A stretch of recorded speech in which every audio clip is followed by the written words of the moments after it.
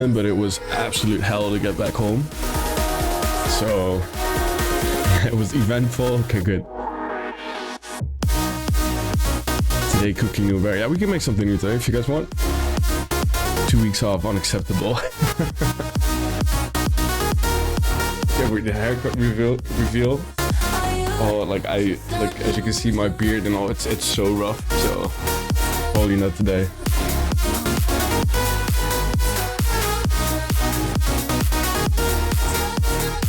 I got to pet all the stray cats in Istanbul. Okay, that's random.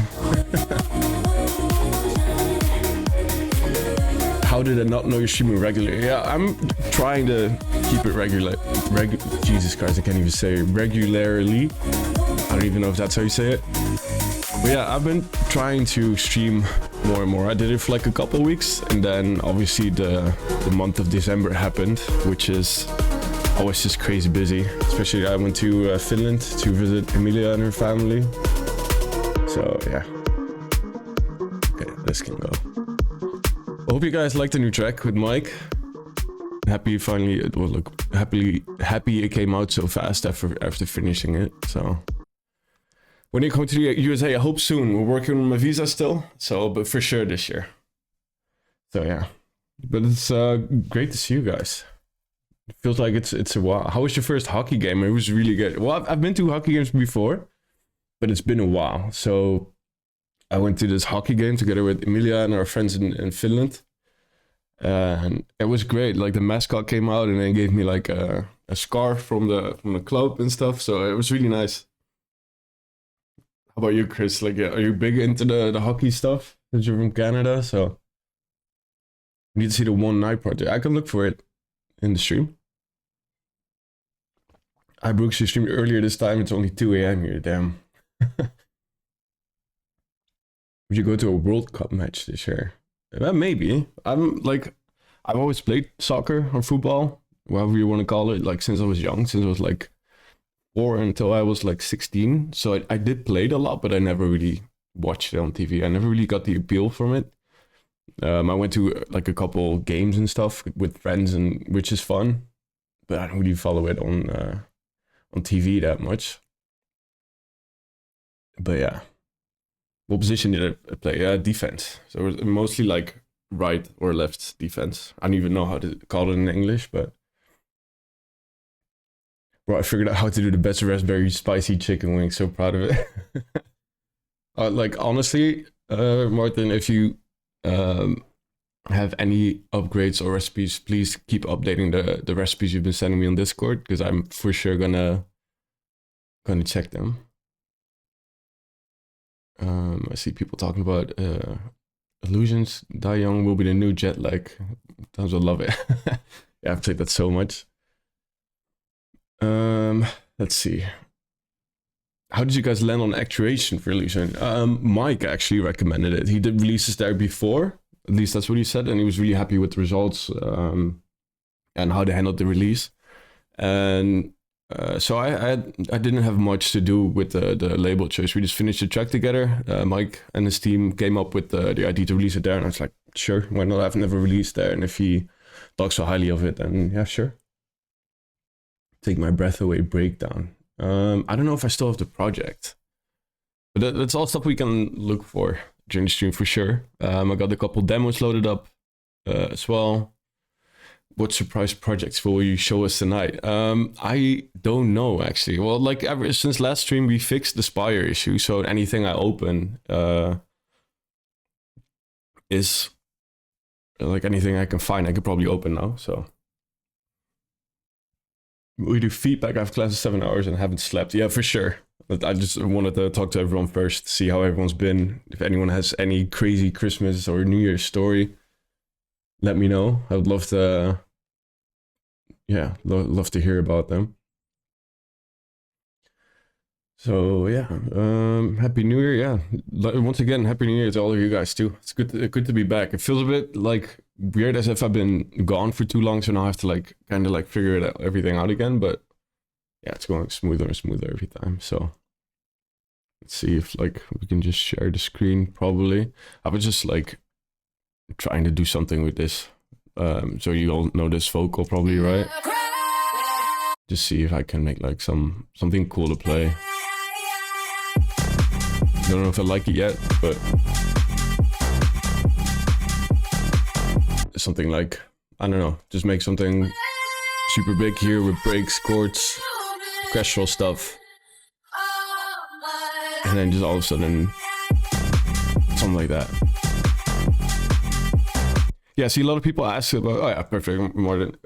By the way, Martin, is that how I call you? Is Martin your first name, or like is Martin Stevenson your artist name, or? Because I keep saying Martin, but continue to remix it. Like, yeah, we can work on this if you guys want. Like, I could just juice and stuff, and you guys can like tag along. First name is Stevenson. Like you, I feel like you're messing with me, but first name's Audi.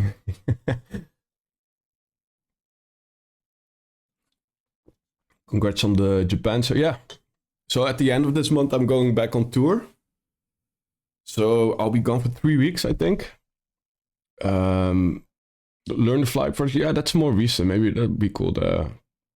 My real name's also Martin. Okay, then I know I'm not mispronouncing anything.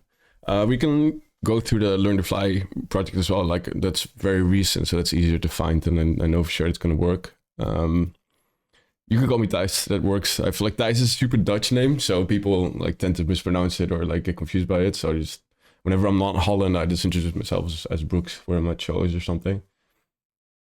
But anyway, I was saying the tour. So I know a lot of you guys have been saying that I need to post the tour dates more, because every time I'm like, okay, like I played here last week or 2 weeks ago, and then there's always people in chat that are like, oh, like I'm from there. I didn't know you were playing. Why did you not post about it? All that kind of stuff. So I think the first stop is in Japan. On the 24th is the first show, I think. I think we're talking about doing another show in Japan, so that's 2. Then the week after that, I'll be in China. I'm playing a festival, and then like 1 or 2 shows around that. And then I'm flying to Saudi Arabia. And Saudi Arabia back home. So now you know. Please come to Osaka. Yeah, I would love to go back. I love Osaka. It's been so long since I've been there. It's mostly been Tokyo. I think I've been in Tokyo. Like it's funny because the last show I did in Tokyo was with a promoter I worked with a lot, a good friend of mine. And then we realized it was my 10th time working with him and my 15th time in Tokyo. So I've been there quite a lot. And Osaka has been twice, I think, 3 times maybe. So I feel like Japan is the home of future house. Yeah, they love it there as well. But I feel like worldwide the music is like updating, right? So yeah, can you drop old Let It Out version on Discord, please? Like that's a thing. Like management wasn't happy about the fact that I dropped some stuff in Discord, which I don't care about, so I might still do it. But yeah, they told me that maybe it's not the best idea, and I'm very impulsive that way. So yeah, shout out to Martin for always dropping the Discord link. So one more time, if you want to add a demo, you can either type in chat like !Discord, and it will give you the link, or you can ask again and Martin will send you the link.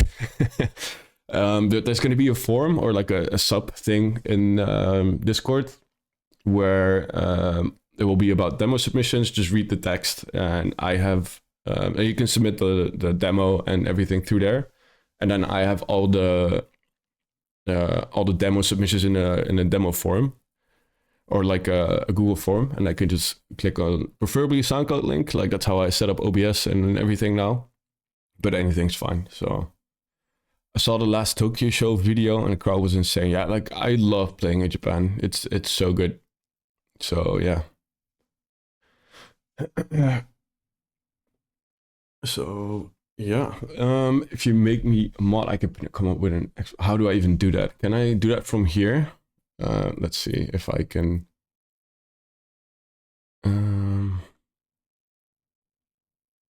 Let's see if I can do it from here. I should be able to. Okay. Oh, I can flag you as a suspicious user. That's something I can do immediately. I can time you out. I can block you. I can report you. I can whisper you, I can follow you. I can warn you. There we go. Okay, I think you're a mod now. Yeah, it's funny that like they give you all these options to like mess with you, and then they hit the option away that you need the most.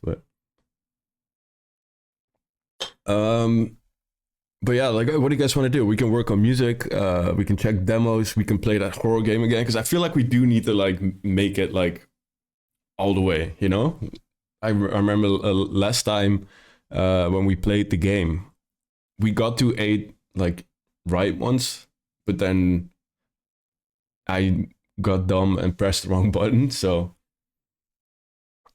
no, ban anyone who said, "Oh shit, now he's gonna abuse his power." Okay, a lot of people asking about the horror game, the Boomerang Break project. I don't know if I still have that.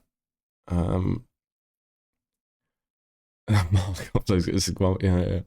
Willing to work as a mod too. I see a lot of people working. Like, I feel like it's not really necessary now, you know? Like, I mean, if there would be like millions of people on the stream, and like, of course, if people are like doing weird shit, and like there has to be something done about it. But I feel like now it's just like a small community, all hang out, all making music, listen to demos. So yeah. But while we talk, I can probably just go through. Let's see if I can find projects. I saw some people that asked for the remix that I did for Mike. I don't know if I have it here somewhere. Oh yeah, here. But there's so many versions. Okay, the ones that I'm looking at now is Mike Williams, Learn to Fly, Brooks Remix, Break 54, _ new mix, _ new try, _ 23, _ final. So I don't know if that's the one, but we can try to open it. Let's see. I don't know if this is like the master or if this is like the whole thing. So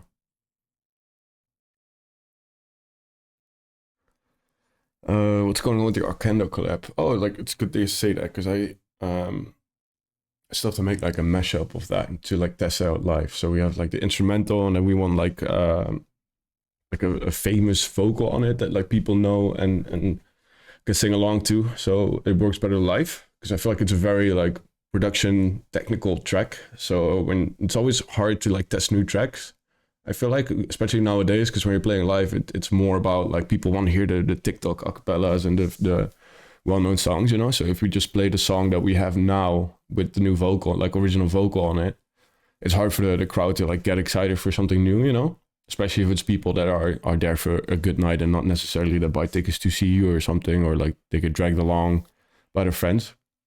So yeah. When you're gonna play the horror game, finna come back later, and I don't want to miss it. I don't know, like, what time is it now? It is till 15 over, probably. I don't know. Let's go through this for a bit, then check some demos, maybe 30 minutes or something. So yeah. I don't know which horror games to download for now this time around. Well, I still have the same one, but like I said, like I feel like every time you open one of those sheds, it's like a new version or something. And I still do want to like make it, you know, like finish the game, see what's happening. So yeah, that's a big project, but this is all like ideas that I had that I made, dragged around because it didn't really fit, I guess. Yeah, I don't know what you guys want to see. If you're gonna want to like go through everything step by step, or just like the drop, for example.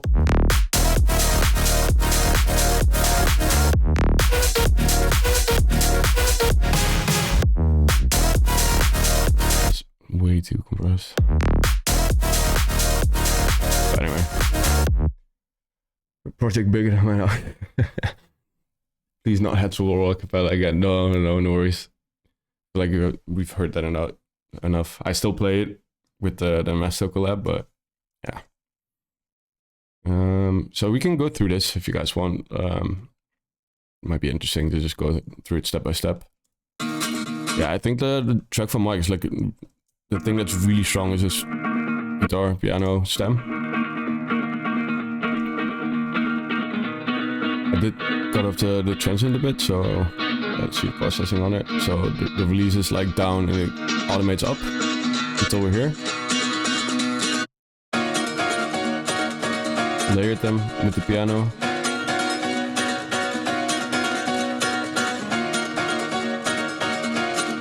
do you have any plans for ADE 2026? Yeah, for sure. We're probably going to do another Back to Brooks event. Like the last 2 editions were so good. Like the first one was amazing. The second one was even better in my opinion.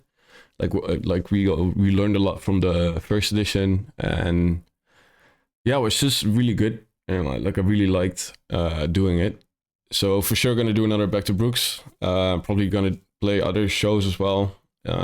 It's just with ADE. It's also always like it's so chaotic because I feel like everyone 2 weeks before ADE realized, oh shit, like ADE's around the corner. Now we have to make plans. So like I always feel like, okay, I'm gonna keep this ADE less hectic and less chaotic, and then right before it starts, there you get all these requests and people that want to meet up and people that text you or call you like, hey, do you want to play here, you want to play there, or whatever. So for sure gonna do a Back to Brooks event, but other than that, like I don't know, like it's too far away for me to say anything about any shows or plans or whatever.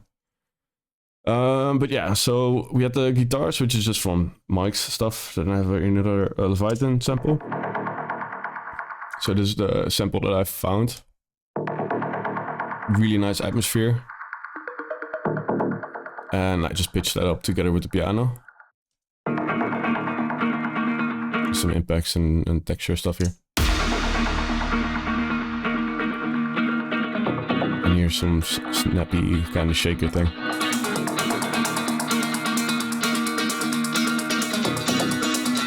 Nothing too special here. I think this bass is kind of cool with how the pitch like automates.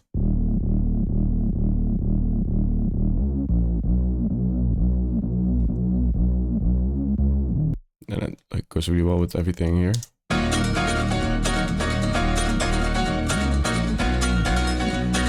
Together with the stutters as well. Some atmosphere stuff. Probably just some splice or whatever. And then this, some vocal chops. We don't need a reason to get it out of system. Everything's in overdrive. Mute the vocals for a second.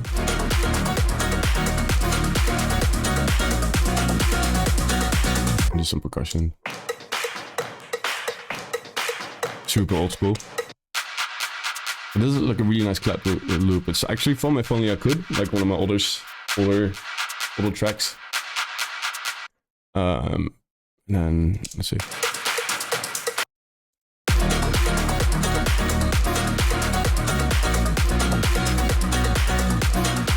Actually don't like the key that this is in.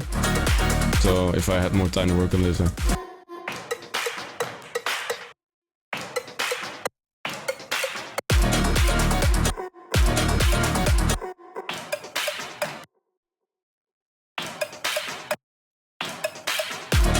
I would have done it like that if I heard that before.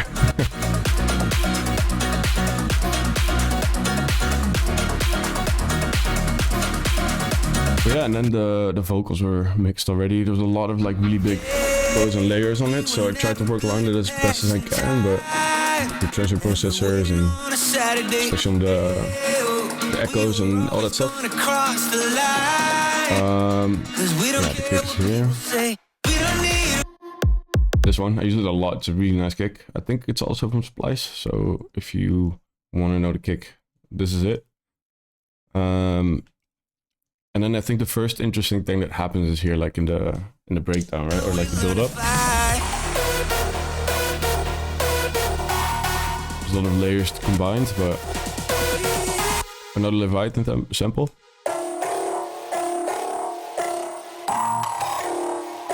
Just chopped up and like combined with everything here, so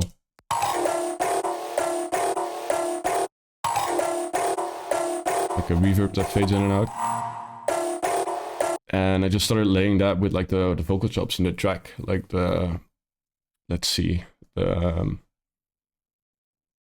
let's see if I can find the sample from Mike's. Well, you guys know the track, so the sample from Mike's track that was in it. I think it's this one. No.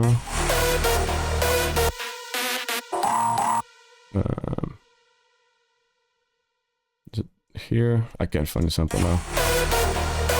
It's not. Oh yeah, here. There we go. This is from Mike's track. Just started layering the hell out of it actually. Hey yo, Mo Falk in the chat.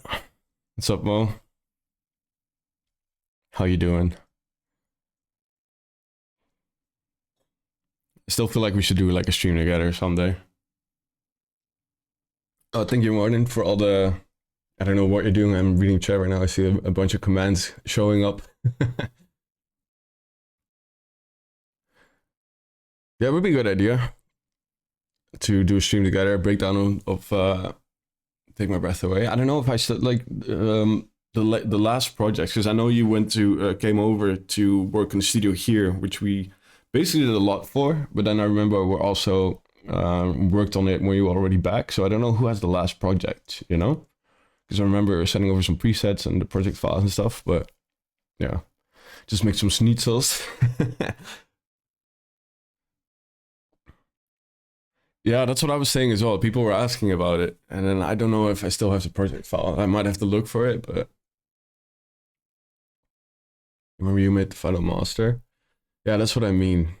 I mean, I could try to look for it, but like the big chance I'll open a version that we didn't go for, and then it's gonna be like, oh, release this version. Where is it? Blah blah blah. It's way better. So, but anyway, Mo, for the people who just joined, I'm just going through the remix edit from Mike, the Learn to Fly remix. So we just went over the vocal chops and then what I layered it with. So we have this main vocal chop, and then I think the first thing that we layered was this. And then you just start stacking on that, right? So very like Showtek-ish synth. Excuse me. Super wavy. Just pitched it. Same with this end. A little bit more like a spacious vibe, very wide reverb. Later with this, like a hardstyle screech kind of vibe. Wanted to get it more in your face.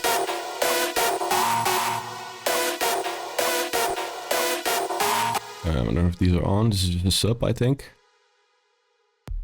Yeah. And there you go. Just some effects and stuff here. Some snares, some risers. Keep on running till we learn to fly. I feel like this was heavily like inspired by like Chris Lake. Which I think I was watching his streams or whatever. Running till we learn to fly. Feel like I've been here. So yeah, we can go through this as well. I think the drums are very, yeah, easy to follow, I guess. It's the same kick that I used in the build. This one. This one, I don't know what it's doing, why it's not on. Oh, because I didn't end up using it. So it's just this kick then. Use some splice loops. Some hi-hats that I cut up for the swing. Super sharp open hi-hat. And then we have this bass sample here, which I always use in a lot of tracks. It's a really warm kind of LFO kind of pluck. It's very easy to recreate, but like I always like to work in like sample-based stuff because it's way easier to edit and cut up and whatever. So yeah.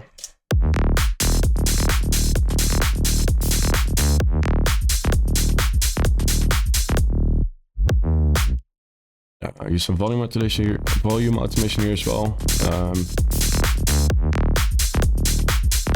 Let's see what this is.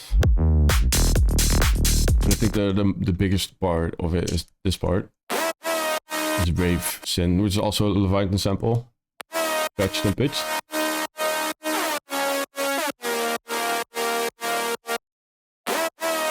And layered that with like a voicey kind of, if you layer that all together with the drums, you're already there basically.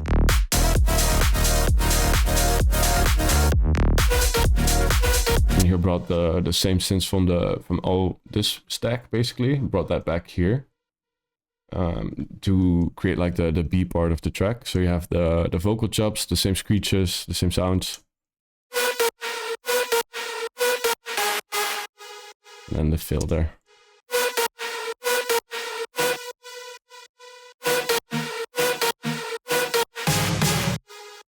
And there you have it, basically.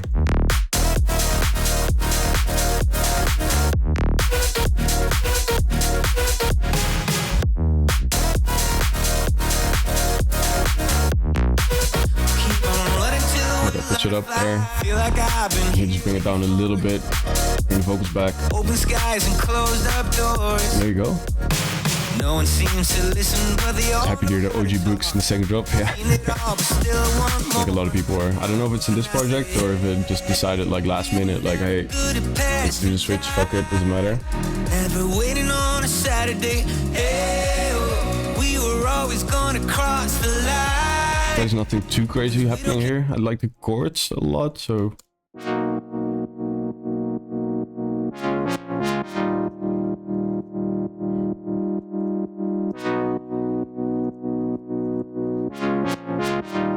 Surprised to see a single bass layer, yeah.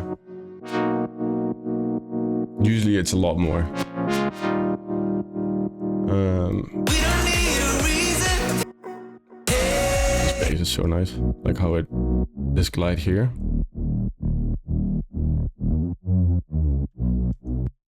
Hey, we were never good at passing time. Never waiting on a Saturday. Hey, we were always gonna cross the line. Cause we don't care what people say. We don't need a reason to get it out of system. Everything I don't know the second drop, if that's not in this project. So I just we wanna do bounce it out, highs. Keep on running add it to this. So I don't know if this is the final version, but so done with all the room. What's up? till we learn to fly. You forgot if it was a valid version, right? But until we learn to fly.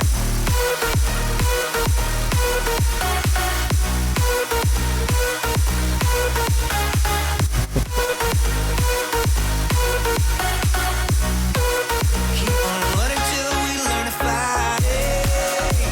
I don't know what all this stuff is though. Like if it's. Oh.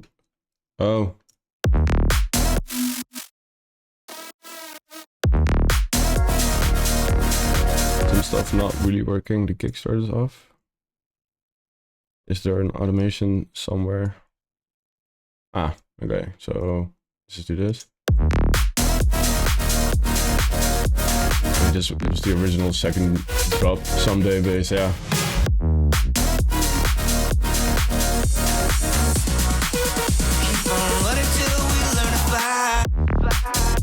Oh, I think originally I wanted to do like this as a second drop, and then just have 15 seconds of the old Brooks drop, you know. But I think a lot of people are like, maybe that's too difficult or hard to follow. Better to do the first drop one style and the second drop one style, then like switch it up even more. I think, all the muted stuff here, so it's probably also.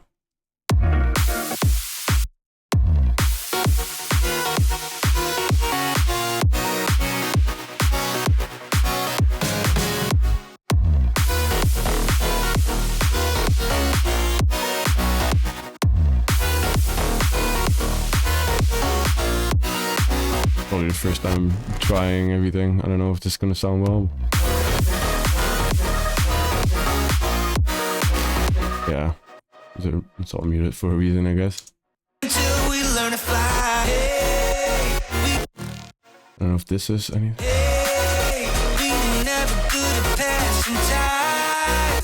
Now, hey, we were never good at passing time. Never waiting on a Saturday. Hey, all we wanna do is take some high. But yeah, well, that's a project, I guess. So the second drop is in a different project somewhere. I don't know which of the 50 version.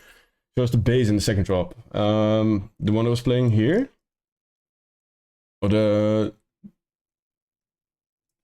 this one or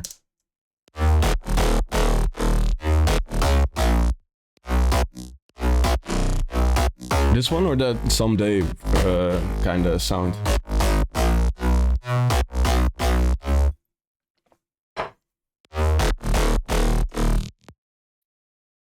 This one, okay. So this one probably is a lot of layers. Oh, not that many. We even call it old bass. So, oh no, we get this shit again. I don't know why it keeps doing that. I'm so sick of Spire, honestly. I don't know if I can fix that. Oh, the sub is working. Yeah, it's a lot of the same presets that I showed in other projects as well. So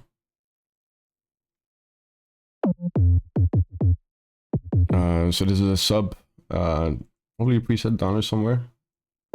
This is stuff I use all the time. So if you solo this one, super warm, it's really nice.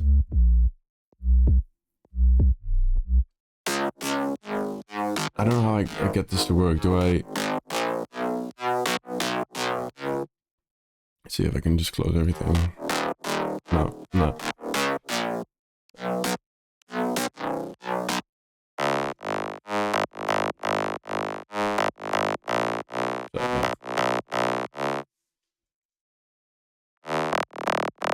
There's a nice preset where it makes your mid. Do you ever use Patcher?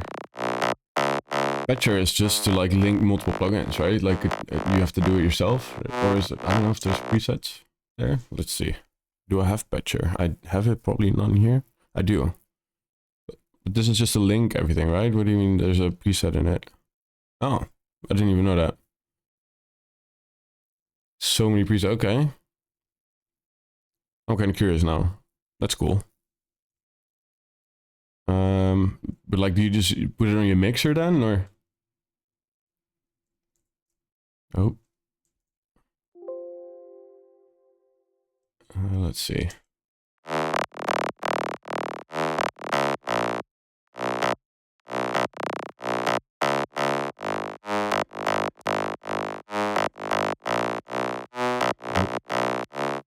Let's check that out.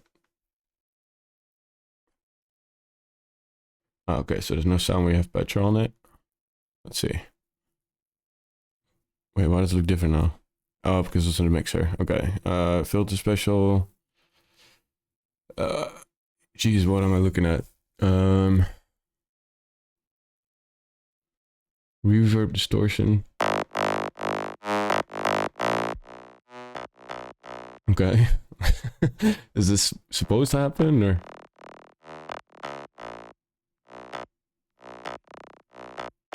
Sorry, Alpas. I don't see Alpas.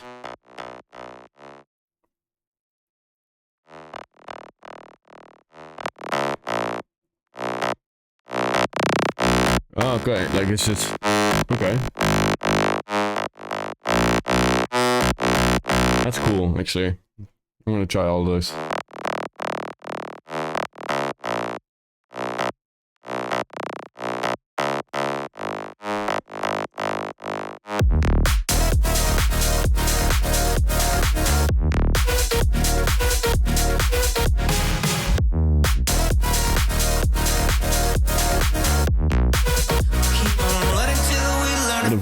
The live remains safe, yeah, for a week, like Martin said. So I have downloaded all the streams so far, so every streams we did before, I have them all like saved, downloaded in a Dropbox.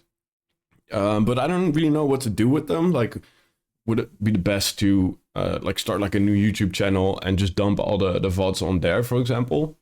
Or I could try to find like a site or AI or someone to edit it and I don't know, like go through the whole thing and make like a compilation of the best moments or like the most interesting stuff and turn it into like a half-hour episode or something. So like there's like a new thing up every week. How many hours per day do you normally work in studio? I know it depends, but if you had to say on average, it used to be like crazy amount, you know, because then like when I started producing when I was like, I don't know, 14, 15, 16, something like that. I had nothing else to do but school and music. And honestly, like the moment I got home from school, I would just make music. And then once I was done with high school, I started studying sound design. So then even school was music, you know? So then it would just be 10 hours a day for years straight, even when I was home, when I was on vacation, once I was done with that school as well. But then once what's it called? Once I was done, or not once I was like releasing music and got discovered, I guess.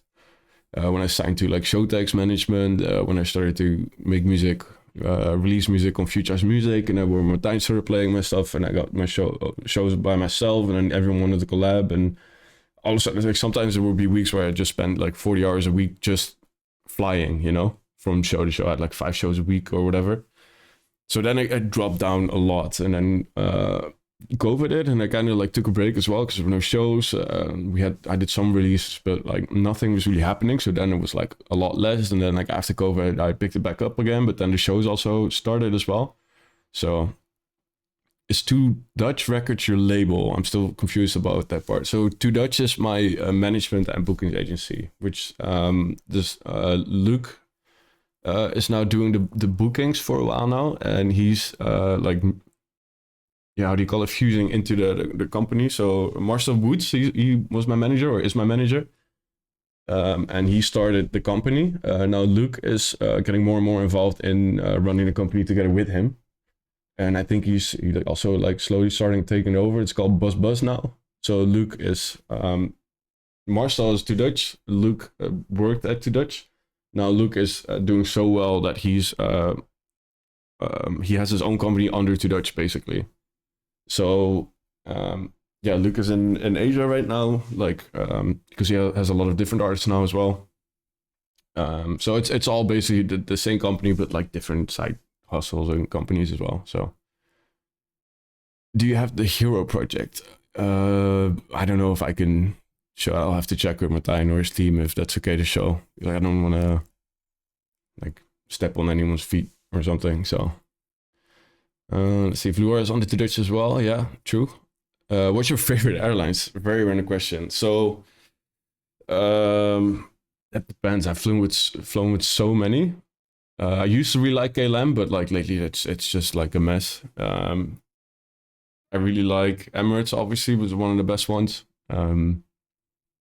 Normally, I would say Finnair, which I like, but like I've flown with Finnair twice this year, and both the times I had to wait like a week because I lost my luggage. And don't fly Air Canada if you ever go back here. No, is it that bad? If not the project, would you love to hear the story behind Stay Little Prayer? It's not crazy. There's no crazy story behind it actually. Stay Little Prayer was so Giococa, she had the vocal. It got sent our way, or like my management way, or my way. I don't really remember, but she had the vocal, and I made a track under it, and that's basically the story. Any shows come up in Europe this year? I hope so. So like I said, I'm going on a tour on January, and as we're talking about airlines, I'm getting it. So funny story. I was supposed to fly back from Finland back to Amsterdam or last Friday, and I flew from Vaasa to Helsinki, which is where Emilia lives. So Vaasa Helsinki was fine at 5 a.m, and then from Helsinki to Amsterdam. But like I boarded the plane in Helsinki, sat in the plane for like 2 hours, 3 hours, and then after that they told us, they announced like in the airplane, like, okay, this flight isn't going. They canceled everything to Amsterdam, so you have to get off. This flight's canceled. We'll figure it out and just go to your nearest help desk or something. So I was there, stood in line for 3 or 4 hours because it was like a massive plane, fully booked. So I stood in line for 2-3 hours, and then they told me, okay, yeah, the next flight we can put you on is to Düsseldorf, of Düsseldorf to Amsterdam, but that's going to be tomorrow. So you have a hotel waiting for you, and here's a coupon for 15 euros or something, so that I can survive all day on 15 euros on an airport, which is like one sandwich is 15 euros already. So that was already messed up. And then I got to the hotel day after. Oh no, wait! Like I told the help desk, like, okay, how sure are we that the flights to Amsterdam go tomorrow? Because I saw on TikTok and Instagram on social media that there was like so much stuff going on at the airport in Amsterdam, as everything was getting cancelled. It was a mess getting the luggage, and like everyone lost their luggage. No one was flying, so I was like, okay, I live in the south of Holland. If I fly to Düsseldorf, from there going home by train is like 3 hours or something. So I was like, okay, just get me on the first flight to Düsseldorf if that one, because I feel like that one will for sure go. I'm just not sure about the Amsterdam one. So I flew to Düsseldorf while I canceled my flight, and I told them like, okay, but how sure are you guys that if I cancel the second flight that my bag is not still gonna end up in Amsterdam? Like, yeah, no, we promise you, just go, like, if you are you sure you want to cancel the flight though, because then there's no way back and your bag will be sent to Düsseldorf. I'm like, okay, if you promise me that my bag will be sent there and you guys can just cancel the second flight, I can still take the first flight. Sure, like, you know, like you guys are telling me that's how it works. I've stood in line for 3 hours. If you guys promise me that, that's fine. So okay, they promised me everything was fine. They just changed it so my bag would arrive in Düsseldorf. So I went to the hotel. Next flight was at 7 a.m. in the morning to Düsseldorf. Second flight was cancelled. So I take the flight, just went. I arrive in Düsseldorf and I'm waiting there for my luggage, and I see everyone that walks in is just like, oh, they slowly get their luggage off the bed and whatever. And all of a sudden I'm just on my phone, like waiting for the bag to arrive. And then I notice, like, I look up and there's like no one there anymore. There's a couple bags that still like make circles and circles and circles. I don't know, like people just didn't pick it up, but not my bag. And I was the last one there. So I just knew, like, oh my God, like I knew it. They fucked it up. So I was really scared that they would like send it to Amsterdam or something. But I waited there for another 30 minutes. I'm like, okay, maybe something is delayed or whatever. So my bag will still arrive. Obviously it didn't. And I was like, oh, like I knew it. I made her promise me that it was going to be no problem, but I already accepted it basically. So I went to the lost and found there because that's what they sent me. And then I have to fill out this whole form about what my bag looks like and where it is and whatever. And like, yeah, like we don't know where it is, but it didn't get to Düsseldorf. So I was like, okay, you know what?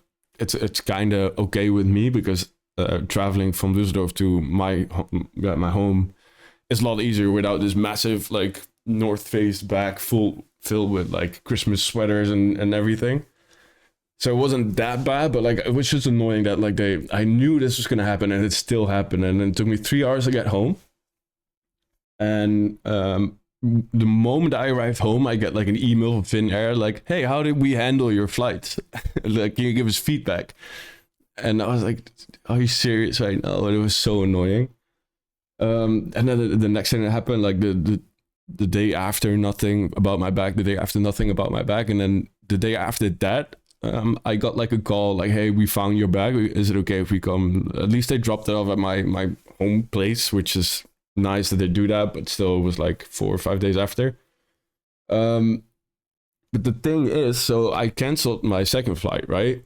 And I've been getting messages and SMS from KLM, because that flight was with KLM, about the second flight, because for some reason it's still linked to my phone number, so they still think I'm on that flight. So maybe they just didn't get me off the info stuff from that. So I got a text 2 days ago, yesterday, and now one more saying from KLM,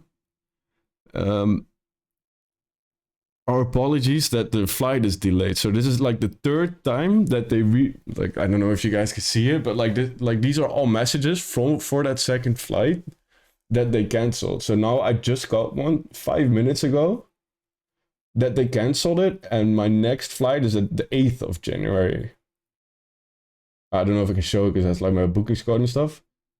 I can get my new boarding passes online or at a self-service check-in desk. So if I was gonna take that second flight and I wasn't gonna get the train, I would still be on the airport right now, trying to get it figured out, probably getting rebooked to a new hotel every day.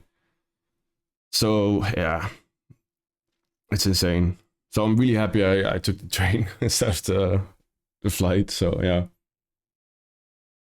Oh, look, I just messaged that. Cooking by Brooks, dancing by Brooks, jumping by Brooks, racing by Brooks, reading by Brooks.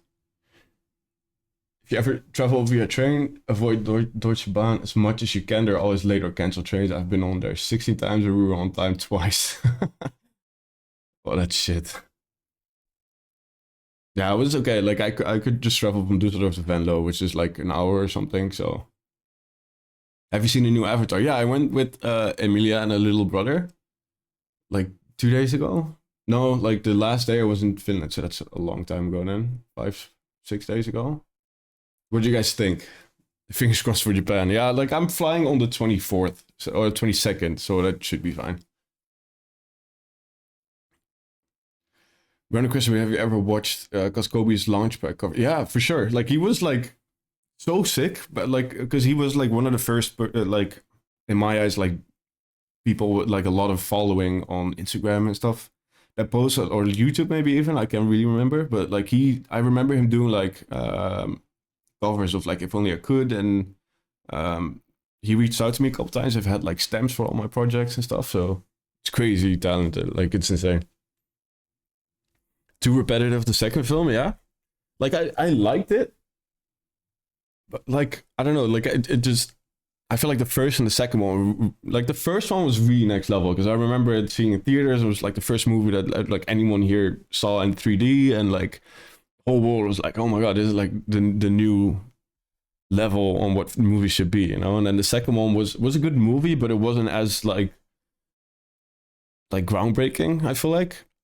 And I feel like with the third one, we're just so used to the first and the second one that the third one is just like it feels long, and like I really liked it, but if it does feel long, doesn't like I would still go see the fourth and the fifth, for example. But like, yeah. You've seen the teasers for Avengers Doomsday? No, not really. Because I've seen all the Marvel movies, and like I remember back in the day, like during COVID, I would do like reruns of like every single MCU movie on like chronological order, so like the way you're supposed to watch them, so everything makes sense. Let's see if I can find like the trailers. Let's see.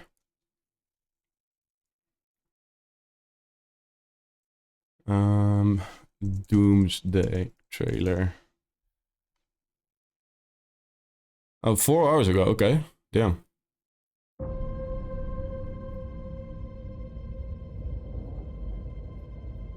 Death comes for us all. That's all I know for sure. Ooh, that's Magneto, isn't it? The question isn't, Yeah. are you prepared to die? Sick. The question is, who will you be? Wait, so the X-Men are in it? That's cool.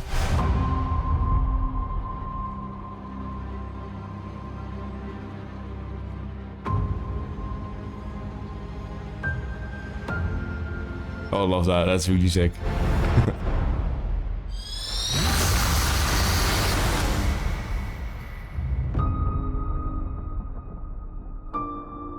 That's really good. Let's see if there's... this is the official... Oh, that's the same one? Yeah. Okay, this one's 7. Okay, Thor then. There's multiple, right? Father, all my life, I have answered every call. To honor, duty, to war. But now fate has given me something I never sought.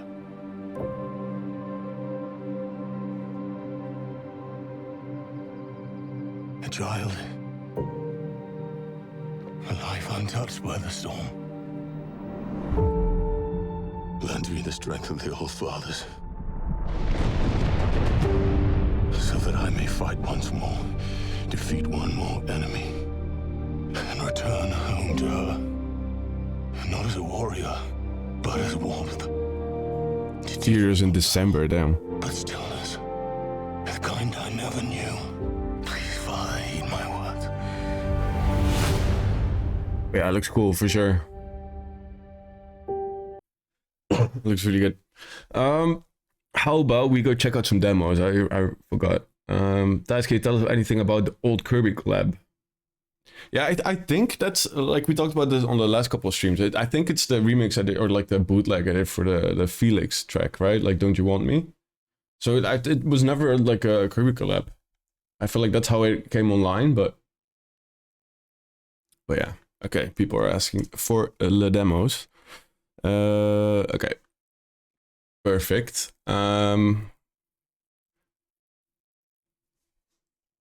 Let's see, what should we do? Should we just start from the bottom? So like the person that sent latest like will show up first, or because then I'm sure that the people are in the chat, right? Let's just do that for now. Okay, I'll just open a new window. Demo submissions. There we go.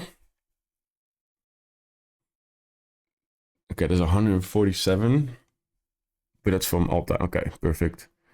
I'll just open a couple that have been sent today. Okay, give me 1 second and I'll just...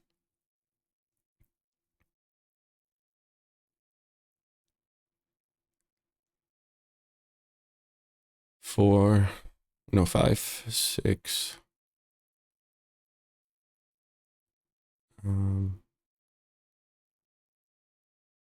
Okay. So I think if I do this. Okay. Let's see. I want to see the chat.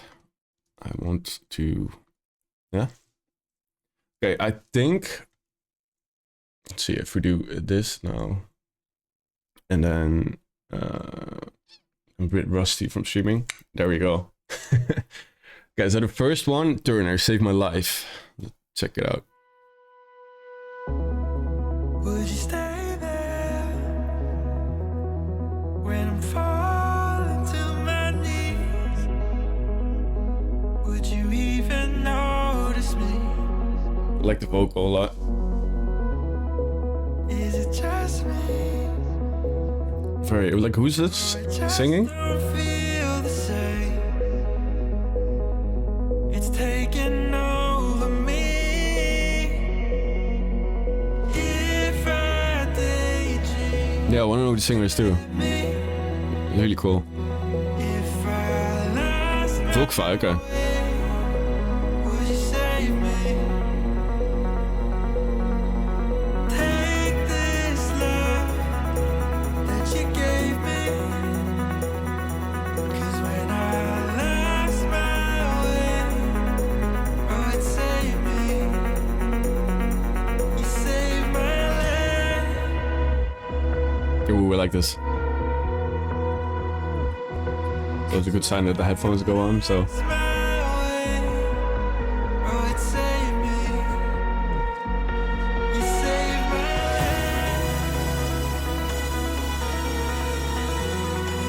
life. Steven Stevenson. Will you be listening to remixes? Yeah, for sure.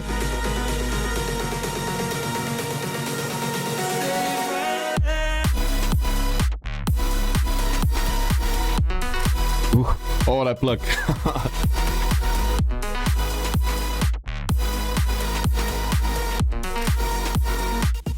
Really good.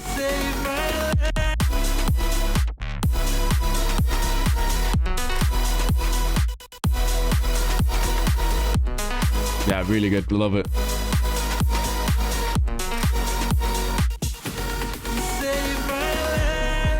I've been patient I love the mix of like, I thought it was just gonna be full on progressive house. through the night. But with all the fills and plugs and Keep a hope. stuff you did, like it's really, feels really unique. Is it just me?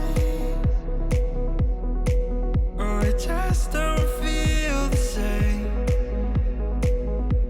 It's taking over me. If I daydream, would you let me? If I lost my way, would you save me? Take this love that you gave me. 'Cause when I Yeah. lost my I see Dress asking if I'm listening to all the demos as well. So mine 20th December. I'll check it in a bit. Ooh.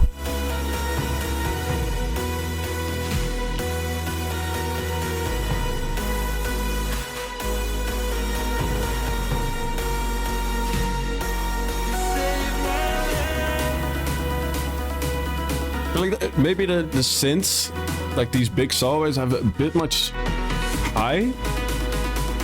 Like on the high end, it's a bit sharp, I guess. But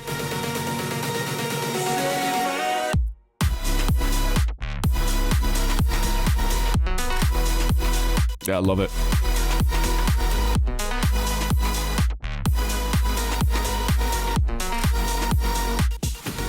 I don't know if you have Soothe, the plugin.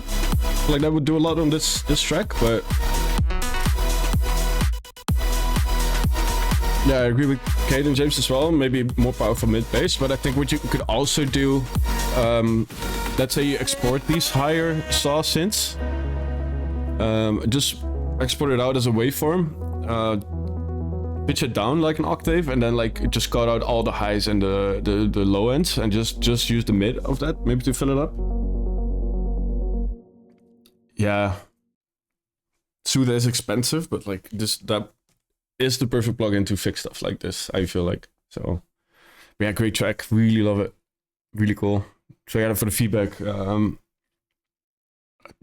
not that much. I would like to check the mix, because maybe there is a bit much happening in the high end, and maybe you could. But maybe that could also be that it's lacking in the mids, you know? So like it's either one or the two. Like either turn the highs down or add some more in the mid, and that might fix it, but really good. So yeah, okay, James said, just taking the highs, a bit more warmth in the mids.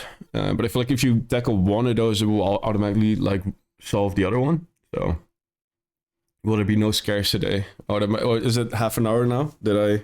Oh, it's 45 minutes already. Time flies when I'm streaming. It's always like that. We're just checking some demos now. Let's do a couple more, and then we can do the scares if you guys want. So next one I've loaded up is Andromeda Calling. Let Me Know Simon's remix, version 5. Lost my way somewhere down the line. It's been such a long time. Forgotten what it feels like. Guys are streaming more than 2 hours today, I think so, probably. Home Alone, so.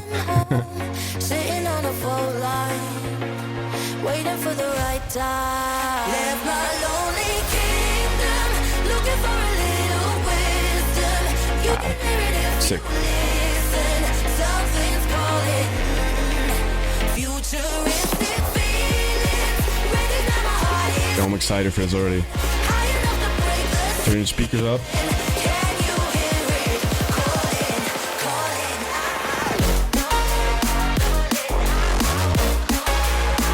Sick.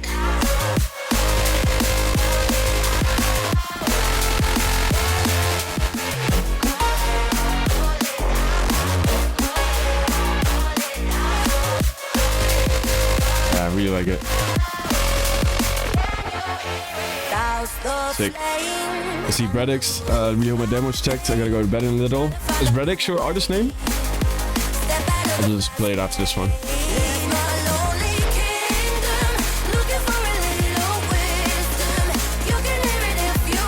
Remix as well.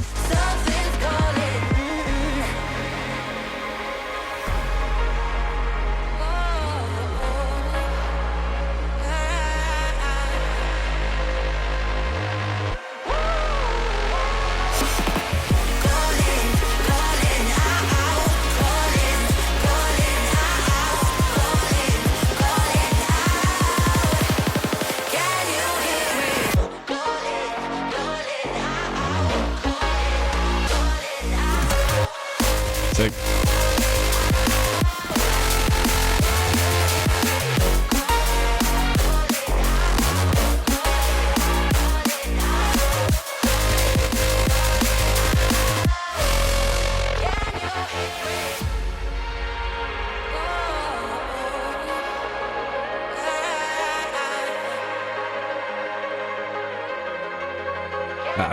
Really sick. Crazy production as well. Zero feedback on this, by the way. I don't know if you expect any feedback, but like production is really good.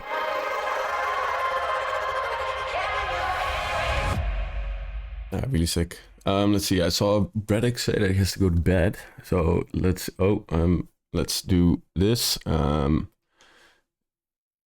Let's see if I can find the demo. I can probably just do this, right? I hope my demo isn't too loud. It sounded good when I listened to it. Like, is Braddock your artist name as well? Oh yeah, here I have it. Perfect. Open link in new stream. Okay.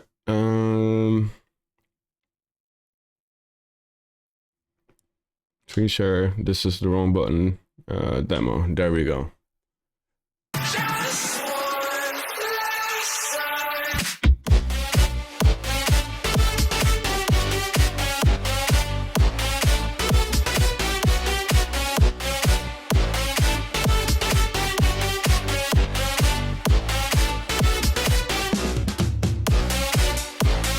I love the old school Future Bounce. Really cool.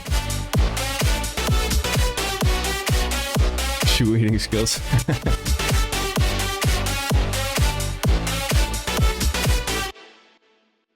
Yeah, cool. You can tell it's inspired by Dirty Palm and like the old school Future Bounce stuff. It's really nice. Really like the synth. Good melody as well. I would just focus on like, hey, keep working, make it into a full track. Try to layer it a bit more because I feel like the top lead is really like a lot louder than everything else. But yeah, keep working, keep doing what you're doing. It sounds like you can tell you know how to make melodies, what notes work where. It's catchy, so yeah, for sure, keep working on it. Let's see. Okay, this track hasn't been found. This one, Collide by Anna Samir. Final Master 2.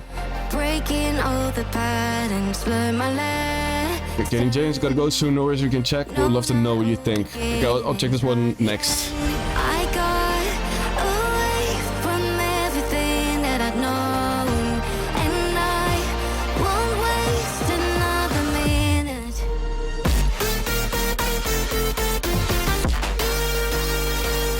Nick. Oh, you should have dropped it there, man.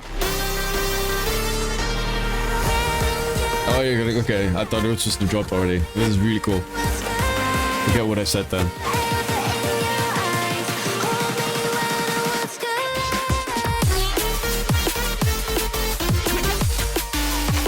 Sick.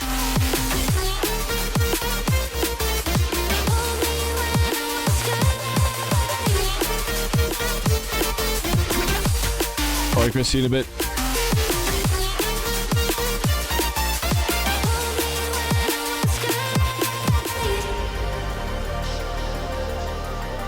The music industry has become very superficial. It matters if you have followers or pretty face and you generate views. Talent no longer matters. What do you think about that? I disagree. I think there's to some extent, like there's always some part where like it helps if you generate views, if you have followers, obviously. But the talent no longer matters is, I don't think that's true.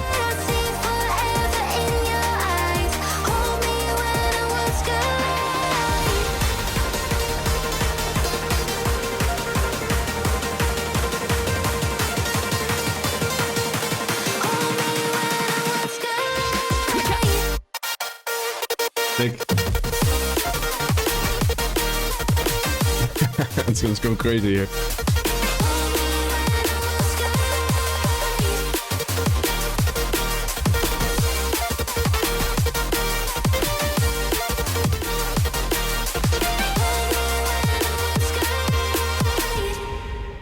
Nice, yeah, really cool. I feel like the second drop might be a bit too much, but yeah, sick.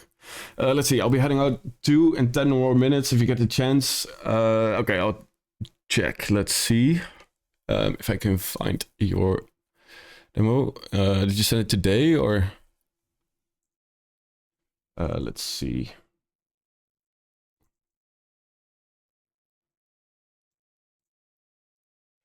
What's your artist name? Are we heading on to, or when did you send the demo? Oh, I've been waiting for more than 3 streams. Oh, okay, let's see. I can find it.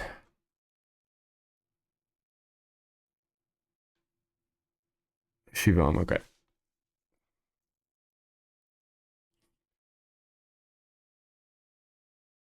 Okay. There we go. Rendezvous radio check.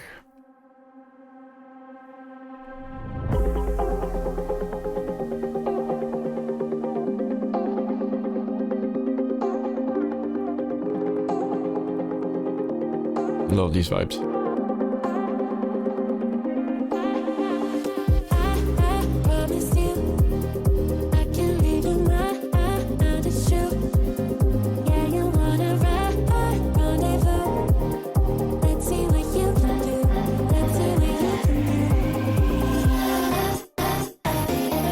Nice. Oh, that's really cool.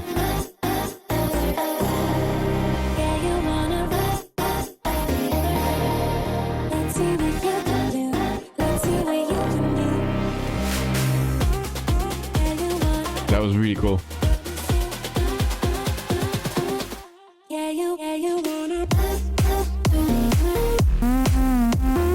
Sick, cool sounds.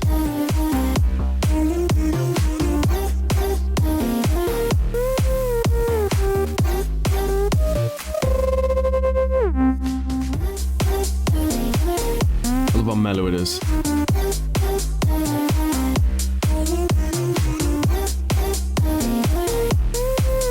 The break was so sick though.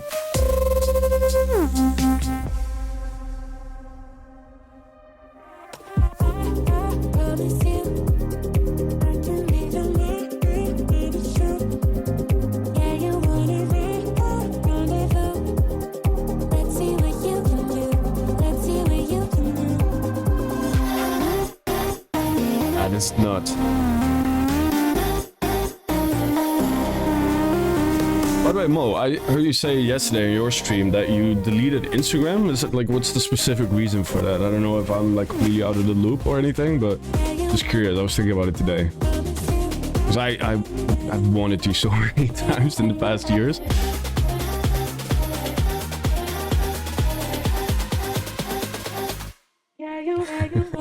Self-sabotage.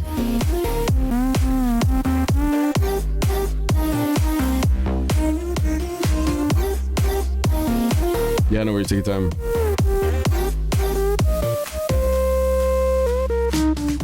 Wait, Shavik's really great demo. Like, the breaks are so sick. I feel like I was expecting more in the drop, but that could also be because the breaks are so good. But I get the style that you're going for, like not the all in your face, like super big. So, nah, great track. Just like how this comes in, it's just, this part is incredible.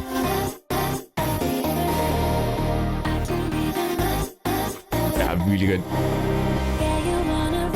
I gotta get into the habit of like closing down the demos that I listen to. So, okay, then it goes there. Okay, never mind. I think if you have a soft style on the drop, maybe you have a softer kick. Yeah, like if you have a softer style on the drop, that's fine. But I feel like the break is so impressive that if you go for like a softer drop, it has to be so good to like make it okay that the drop isn't as high energy or as pretty or whatever. So yeah, but like great for sure. Let's see if I can pull up the Caden James one. Let's see. Did you send it today? Oh yeah, here I see it. There we go. This one, right? Rumors remix. After time, we're out in this world. Right back to the start. Same old love, same old world. You check the Juve demo. I'll check that next.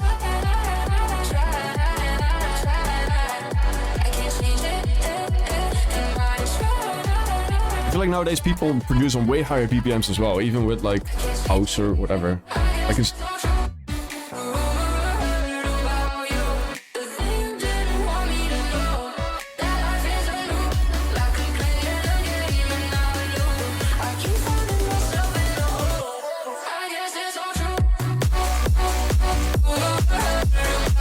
cool. Smart to remix this as well.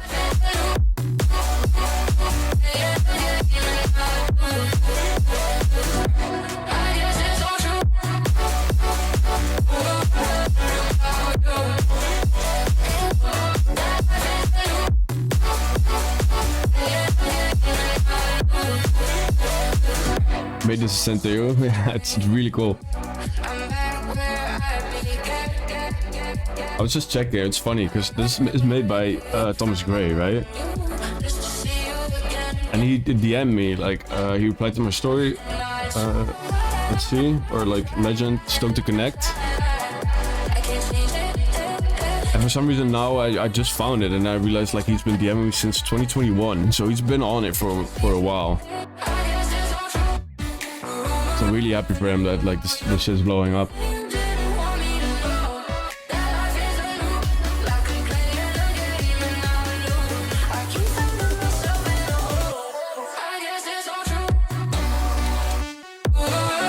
Sick.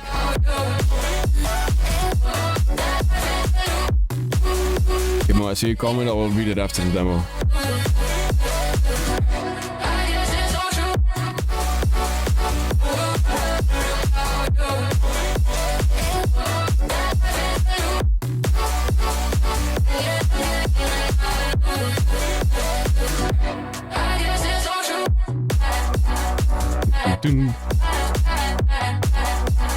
Yeah, sick.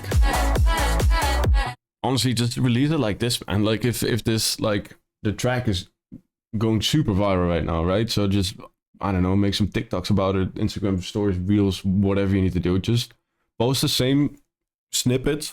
Like I don't know, get like 3 different 10-second loops, 15-second loops maybe. Like the break, the drop, second drop. Just make 10 videos about each part. Just dump it all on TikTok, Instagram, maybe because of the hype that the original is getting now, that like you can live with that. But yeah, great demo, really sick. Okay, let's read what Mo just said. I've come to realize the socials and the way the attention economy works doesn't do it for me anymore. Priorities are changing personally, more focus on real experiences, real world, less able to slot bullshit. Numbers are down for everyone except if you pay loads of money, so what's the point at the end of the day? It's very disillusioned view, but I want to do something else with socials. For now, deletion was step 1. I don't know. No, like honestly, I completely get what you're saying. Like that's what I've been feeling for everyone. I've been talking to, like, for example, me and Mike just released a track. And then we were in the studio also talking about this, about like social media streams, like everything is just down. And the thing is, especially like everything is overflowing with AI bullshit. And like everyone's just clip farming. Everyone's is trying to, like I had this talk with my management yesterday as well, like, oh, you have to make more TikToks, you have to make more this, you have to, or we're out of content, we have to post this amount of times a day and stories. And I always struggled with that so much to begin with in the first place, and now it's even more like you have to post, you have to do this, you have to hop on this trend and whatever. So it's like I fully get it. Like the thing is, it's part of the job, right? Like for example, like the tour that I was talking about in January, end of January, beginning of February, I have to post the announcements and stuff. But like if I stop posting on social media and I just release music, then those shows will stop happening as well. And I've been thinking about it like lately as well, like what's other ways to survive as an artist, you know? Because like in the beginning, like I started streaming because I felt like that would be a solution to like not easy content, but like content that would feel natural to me, that I enjoy doing, instead of just like dancing on a TikTok trend or like trying to remix TikTok sounds that are only viral for a week and then you're fucked anyway. And there's so many people like uploading AI music, and like I even had in the stream a couple times where there's just people randomly jumping in, sending me a Spotify link, and you can tell it's like an AI track that they just want to promote. But like it's hard, man. Like now, like even for me, like I'm struggling to like keep up with all the social media, because I can, yeah, like I said, me and Mike were talking about, like we used to, like whenever I would upload once a week on Instagram, or like a couple times a week at most, because one will be show, one will be about a new track that's coming out, and one will be like a lifestyle thing. I could just post like the artwork of one of my tracks, and just that alone, with like, okay, my track is out in 2 weeks, would be enough, or to let people know there's new music. That would be enough, like, to show you're there, basically, that you're still making music and releasing it. And nowadays, like, it's not even allowed to post artwork anymore, you know, because like it's like it's not engaging enough, and people will swipe and they won't like it, or like, even I think the thing that bothered me most is like the algorithm stuff or battle that I have now. Because like, even if I do want to post as something that I am comfortable with, like, okay guys, here's my new track, or post a masterclass or something, I have to like edit it in a certain way, and you have all these tricks that go on, and it's just like, it's so not me to like be like, oh, like all these crazy hypes and dances, and now you have to do this and this caption, and you have to do the same font all the time, and it's just like takes the joy out of all of it, you know. That's also why like lately I have been struggling making music or finding like a genre or something, because like labels nowadays, even for me, they just straight up reject tracks because like you're not going viral on TikTok, you know. That's also why I've been releasing on so many other labels, because like the labels I used to release on to just don't want the tracks anymore, because it's like, oh no, well, just start posting about it, make content about it, put like blood, sweat and tears into this track, and once you're going viral and there's 100 other labels that want it, then we'll check if we want to release it, you know. And then they expect you to be happy about that, or like thankful that they want to release then. And it's just like, okay, well then why would I need a label if you guys want me to do all the work, make the music go viral, have DJs play it, have the content, anything already, and then they're down to release it? It's just, it's weird. Like, yeah. But yeah, like, more like, I completely feel you, honestly. Like, if I had a choice, I would just like, yeah, I don't know. So yeah.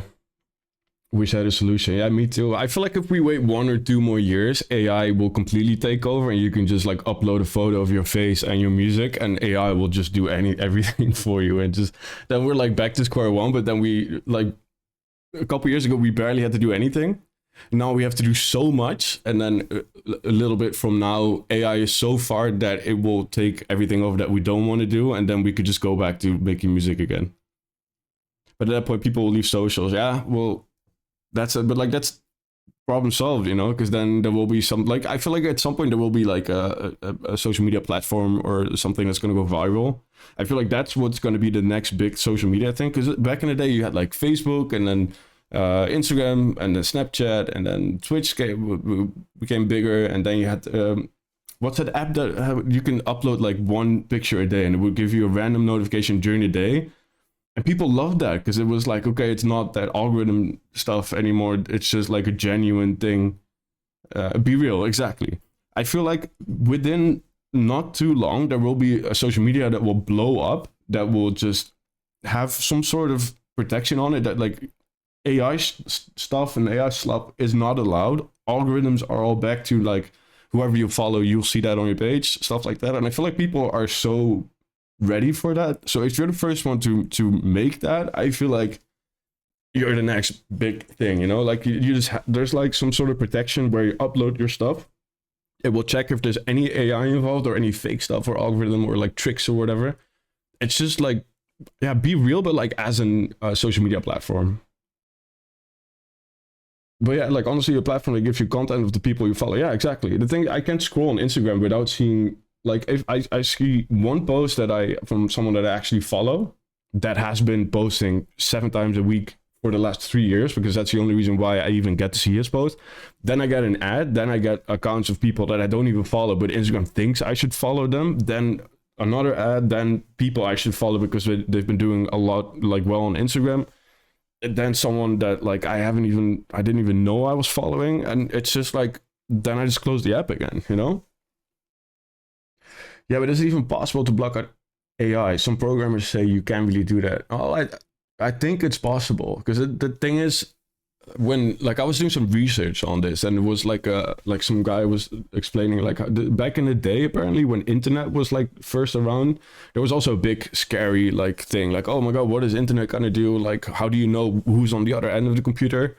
And I think that it was like with HTML, and they changed it into like some other format or something, and then it was like some sort of protection for, and then you knew like there was some sort of security.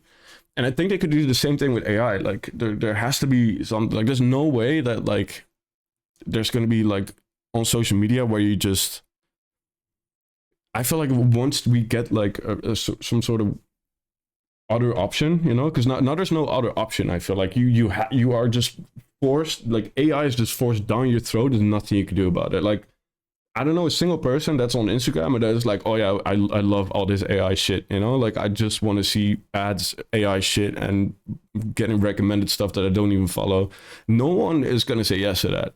And the thing is now with Instagram and Facebook and all those companies, they make a shit ton of money with all the views and algorithms, and they can all link you to their ads and their money, like their business models. That like that's all they care about. But like once there's gonna be like people like us that are already working on this, and everyone's gonna flood to that space, and everyone's gonna be like so relieved that it's back to like normal, I guess.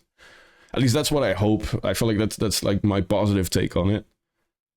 Like there's no way this is gonna like survive, you know. Now it's kind of funny when you see like those videos where there's like I don't know, like a dog opening a door with his grandma, and it's obviously AI, and all of a sudden there's like a jet stream of water blasting out the dog's mouth, and the grandfather. It's like, okay, this is like, it's funny when you see the first couple times as AI and like, oh my god, like this looks so real.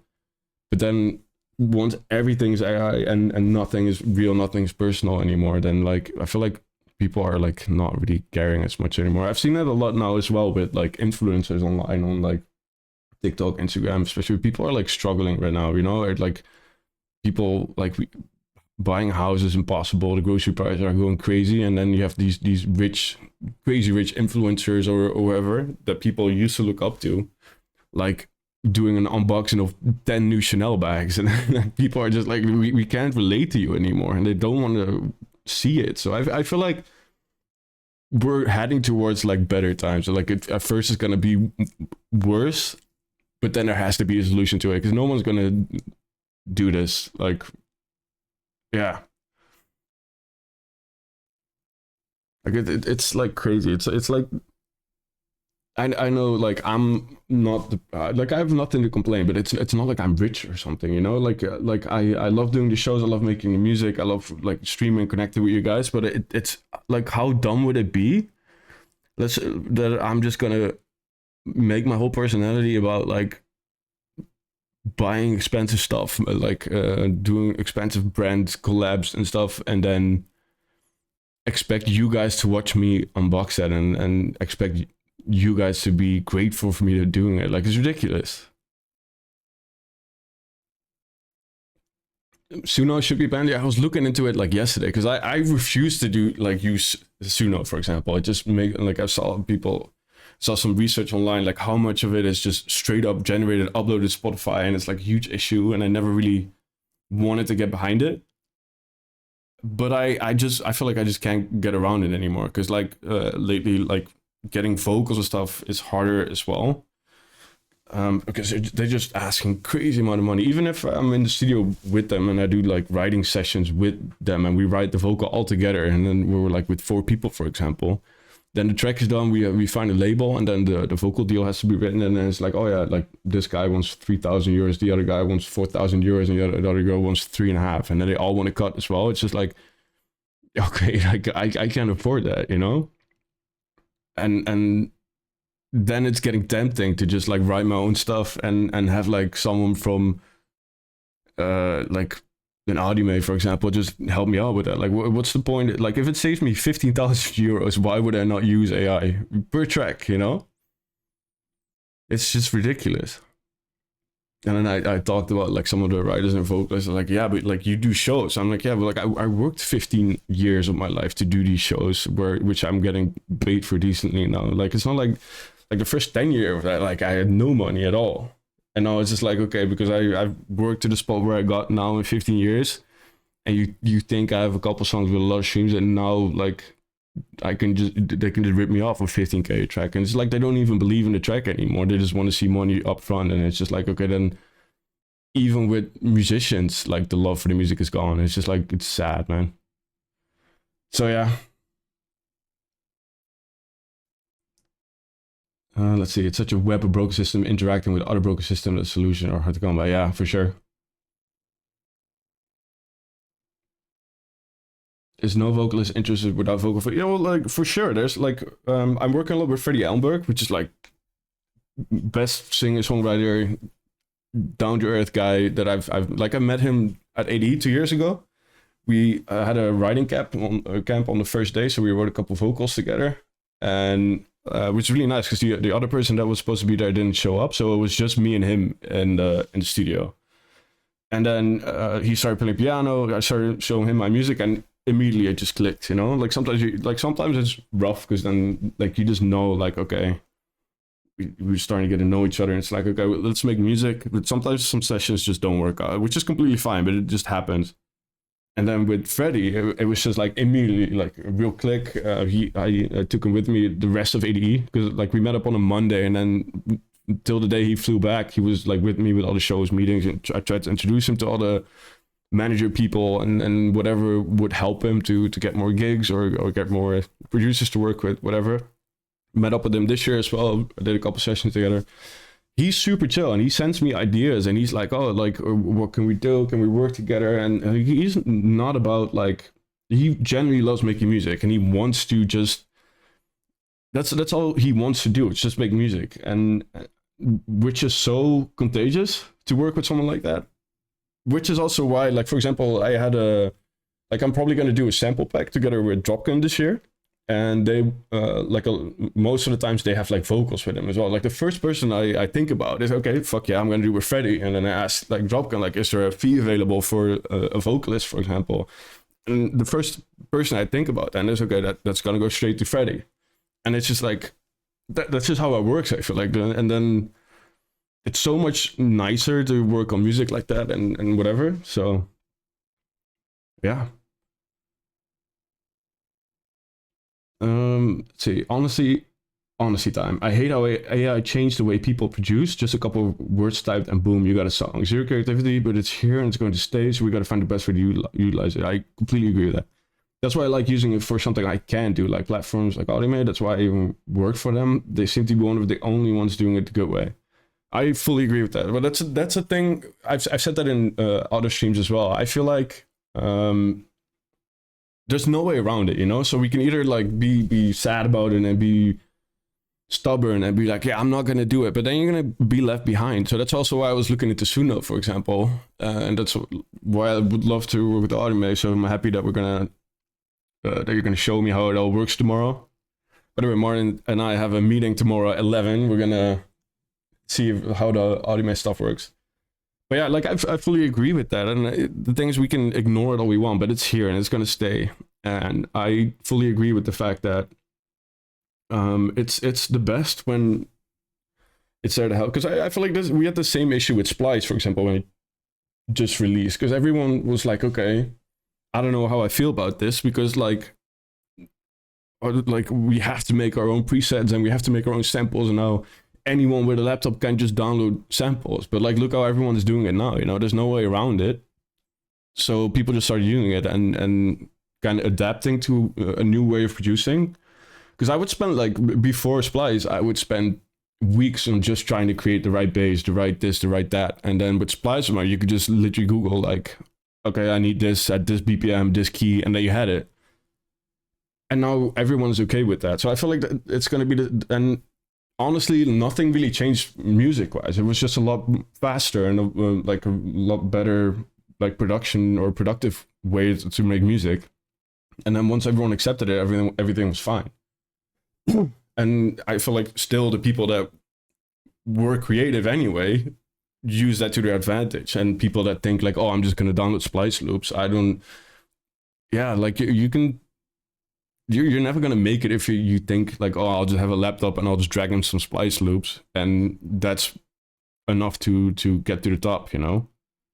I feel like that's with AI now as well. Like, I feel like it is a lot different now because it is, like you said, Martin, it's just typing in some words and you get like full stuff. But I don't know, like, the thing is that's what I see on TikTok now, for example. You see a lot of like vocals being produced by AI and like a lot of stuff being used with AI, but you still have to implement the right stuff to make it work, you know?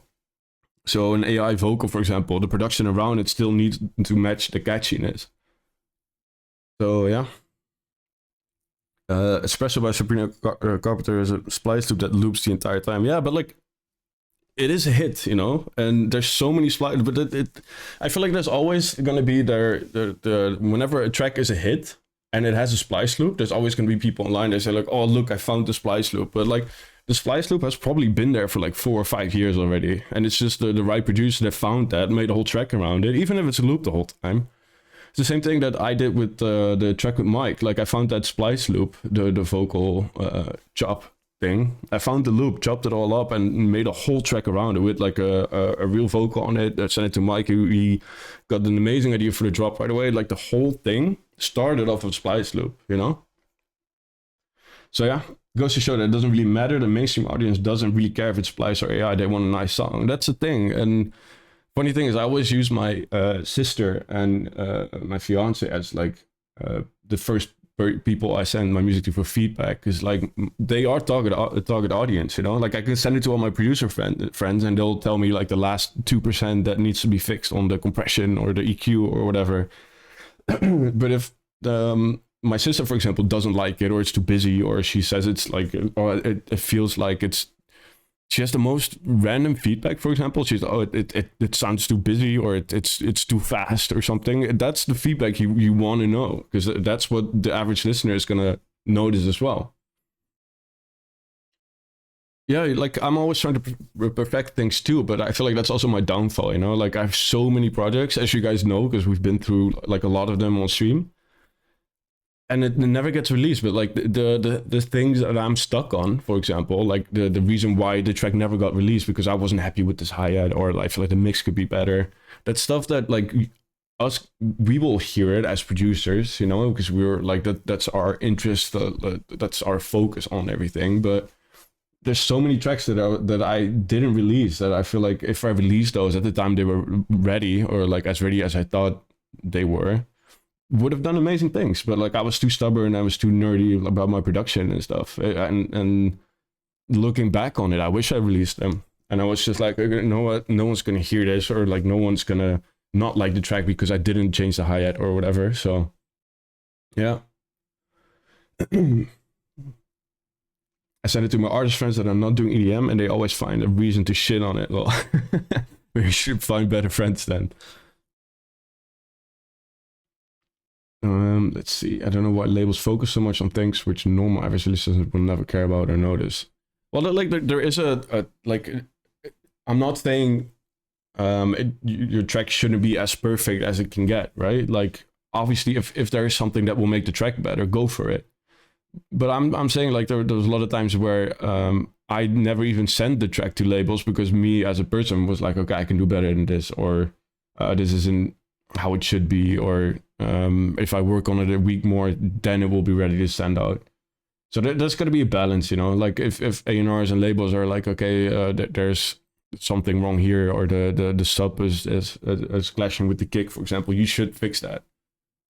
But if it's one hi-hat at 2 minutes 40 that like is a little sharp, like in my ears, that for example, like the average listener will never even hear that. Maybe label A&Rs wouldn't even hear it. Just sacked my best friend. Thanks, Brooks. Amazing. Appreciate you.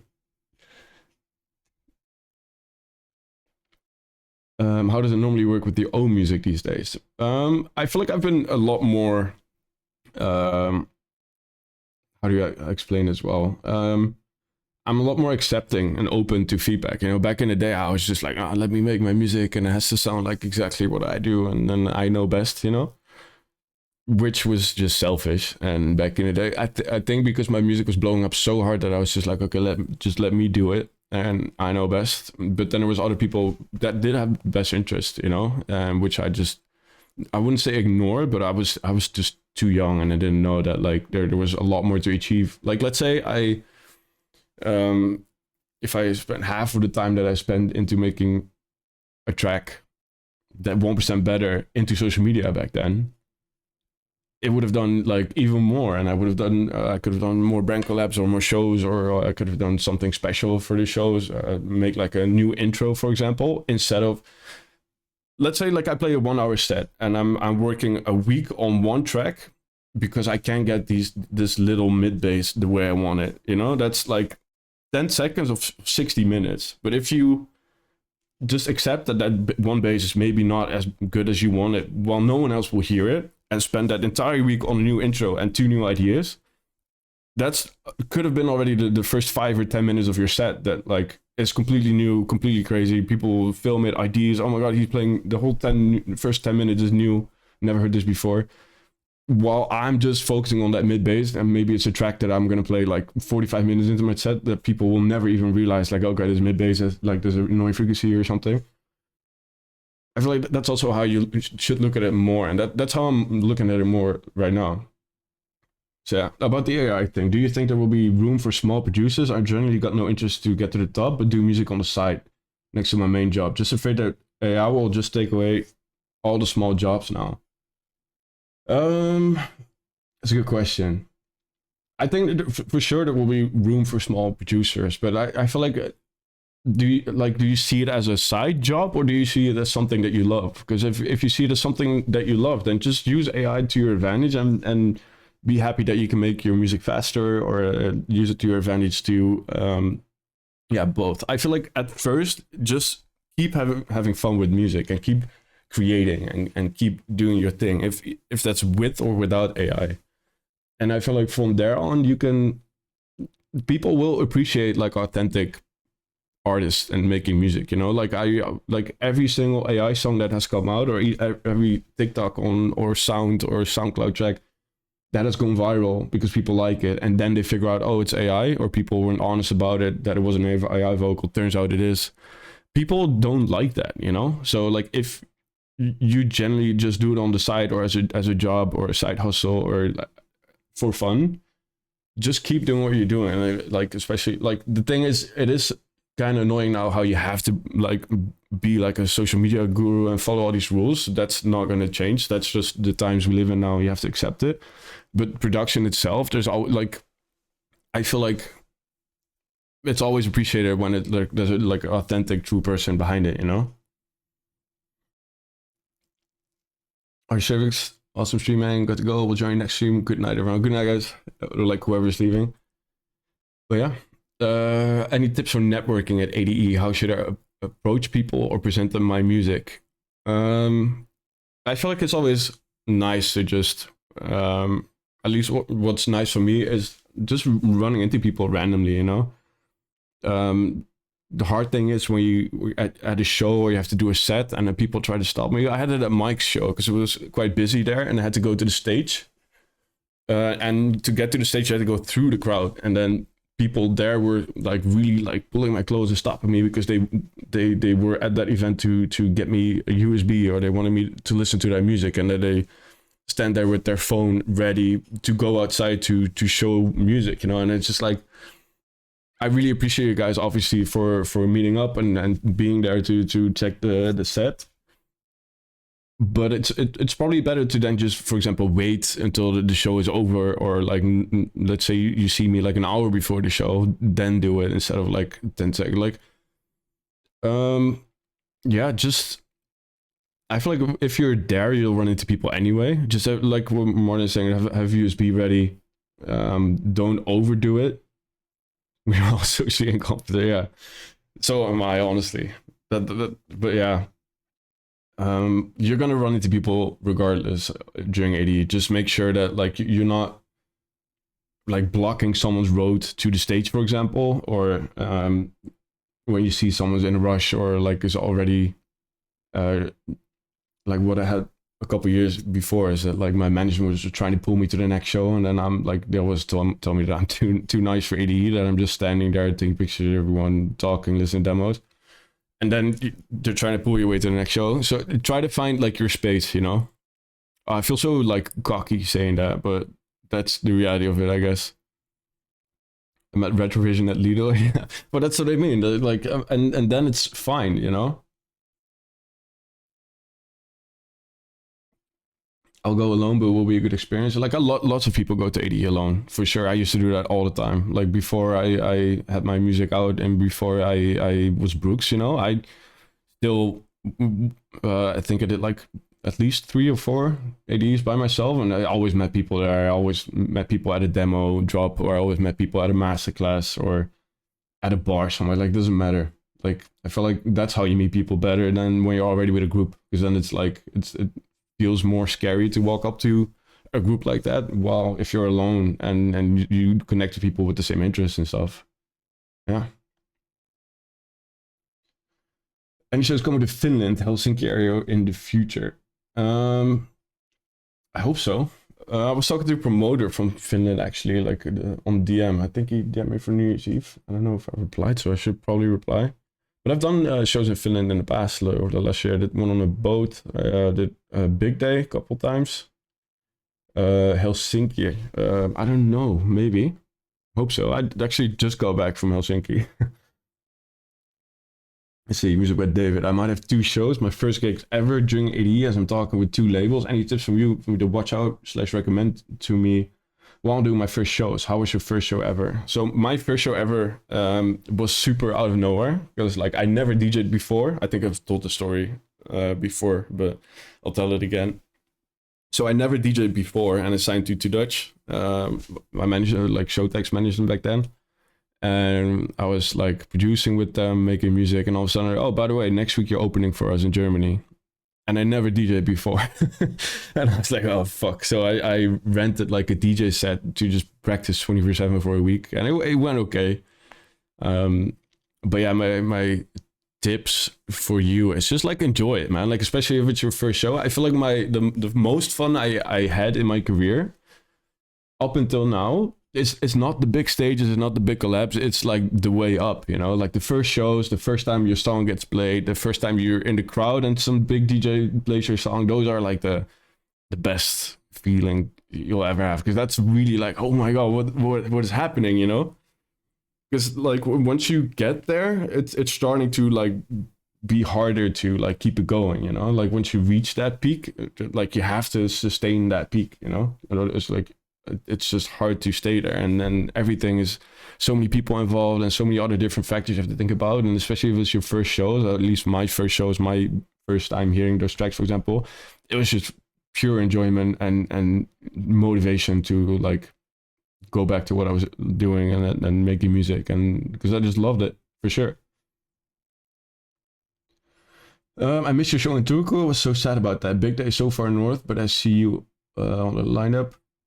Yeah, on Turku, that was like 2 years ago, I think. But I'll for sure be back. So for sure, I love playing in Finland. Like I don't know, I feel like the people in Finland just party hard, you know? How many DMs do you get per day on Instagram? Not that many. I feel like a lot of people think I get like crazy amount. I can check right now. Like in the request, there is like a bunch. Let's see. Oh yeah, so like I just announced the Japan show, so there's like some stuff about Japan. People asking if I'm going to Osaka. The venue reposting that there's people sending demos. But in primary, it's just, yeah, I don't know. I don't know if there's like a number on it or something, but yeah, not as many as you think, but daily for sure. Let's see. We once met in Greece at Starbeach Hotel or Sony Sauce. You said that was the club you gave your first big break. Do you still play there? How did it come about? Yeah, so Starbeach was one of, like, I think Les was the promoter there back then, or the owner. I don't know how it worked. I think the promoter. But Starbeach was like the first international big gig that I had, or like solo gig, because I did some shows opening for Showtex in Ireland and Germany, stuff like that, like in Europe. But that was also like I was just being carried by Showtech, and Greece was the first one, or Starbeach was the first one that was like, okay, yeah, we would love to have you on the lineup. And I was talking to Les, which was the promoter back then. He said that's also the case for Quintino and for Afrojack. I think, don't quote me on that, but I think that's what he was saying. And yeah, it's like that's also the reason why all those guys keep coming back, because it's a smaller venue especially for guys like that. So It's not like you earn crazy money or like it's a crazy good show or whatever, but all those guys keep coming back because it's the one of the first places that give them like a chance, and it's just always so nice to see everyone there as well. Have you showed how Scared to Be Lonely remix was made? My favorite track, so you still play it. Some shows, because I think it's like a fan favorite by now, and like I want to say it's like, what's the word I'm looking for? Nostalgic for like people that come see a show. But yeah, Brooks, you said you'll come to India. Any idea when that's happening? So I'm not sure if that's happening. So I'm going on tour in January, February.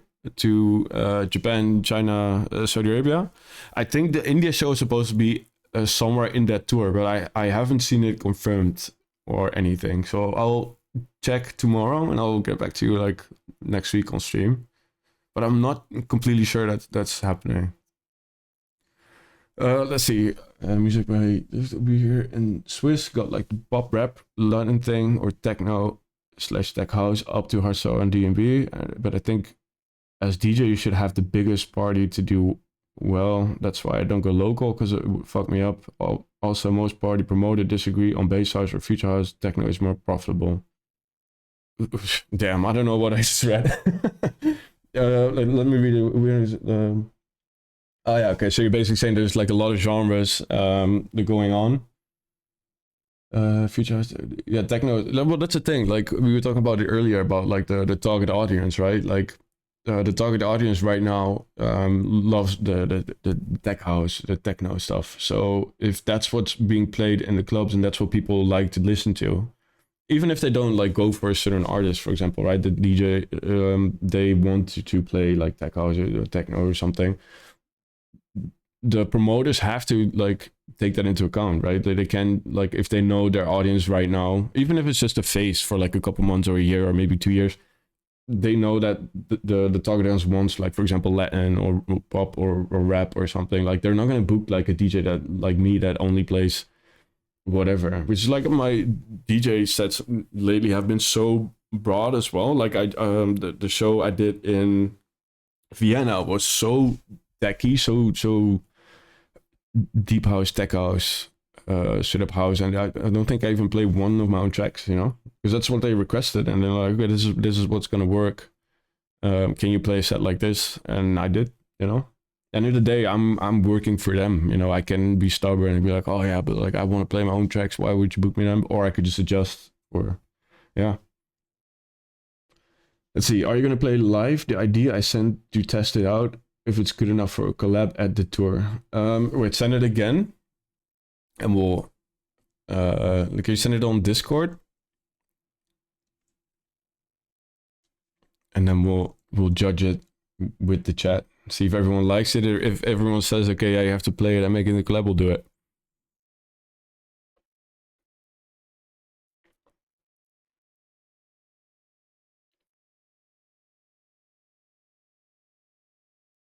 Perfect, okay. We got the SoundCloud link.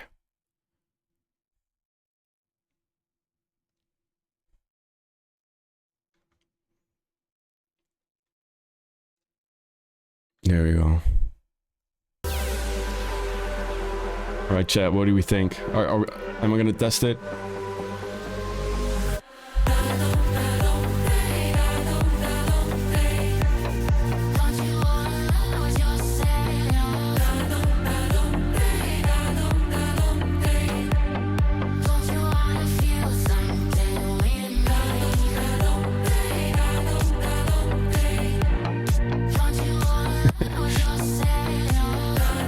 Yeah, we'll have to set the balls and stuff for next time.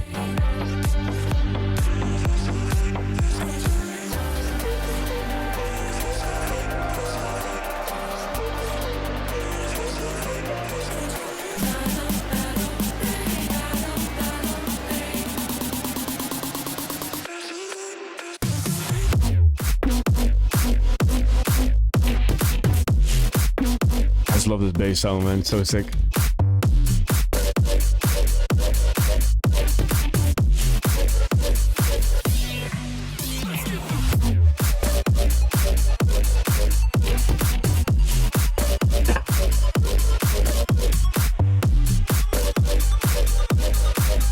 It's like Joe Jose, no steroids.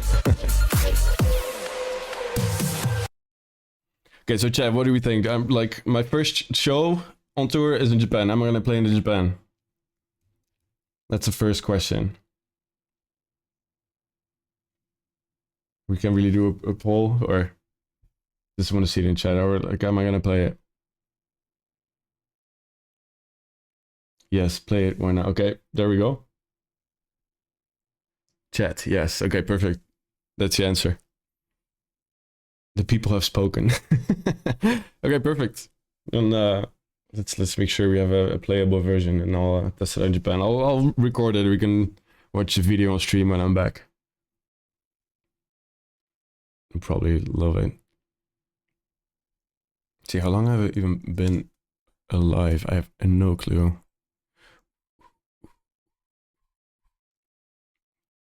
It's catchy. I'm whistling already. Let's see.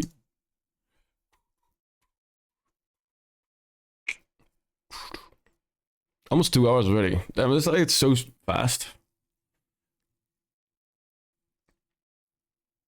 When you're playing scary games, like we could play the let's see.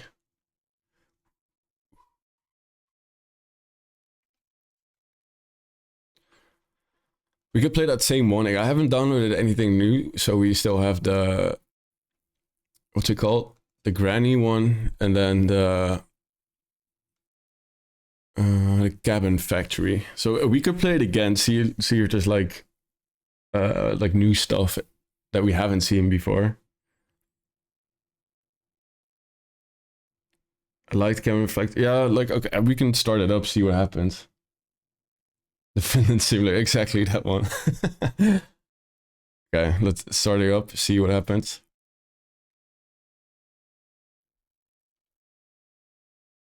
Mo, were you here when we playing that game?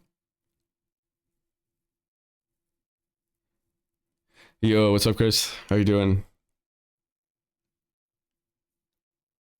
Okay, this is scary. Do not push it wrong, but no, exactly. So it's like, it's a game, it's called the Cabin Inspector, and it's basically like you're supposed to, like, you're like, well, the game will probably explain it again, but the idea is that it's some manufacturer of like the cabins got like complaints that all their cabins got sent back because it was haunted and stuff. Let's see, how do I set this up? So OBS is here. If I do this, yeah, so this is the game. Okay, let's pull up chat as well so I can keep reading it.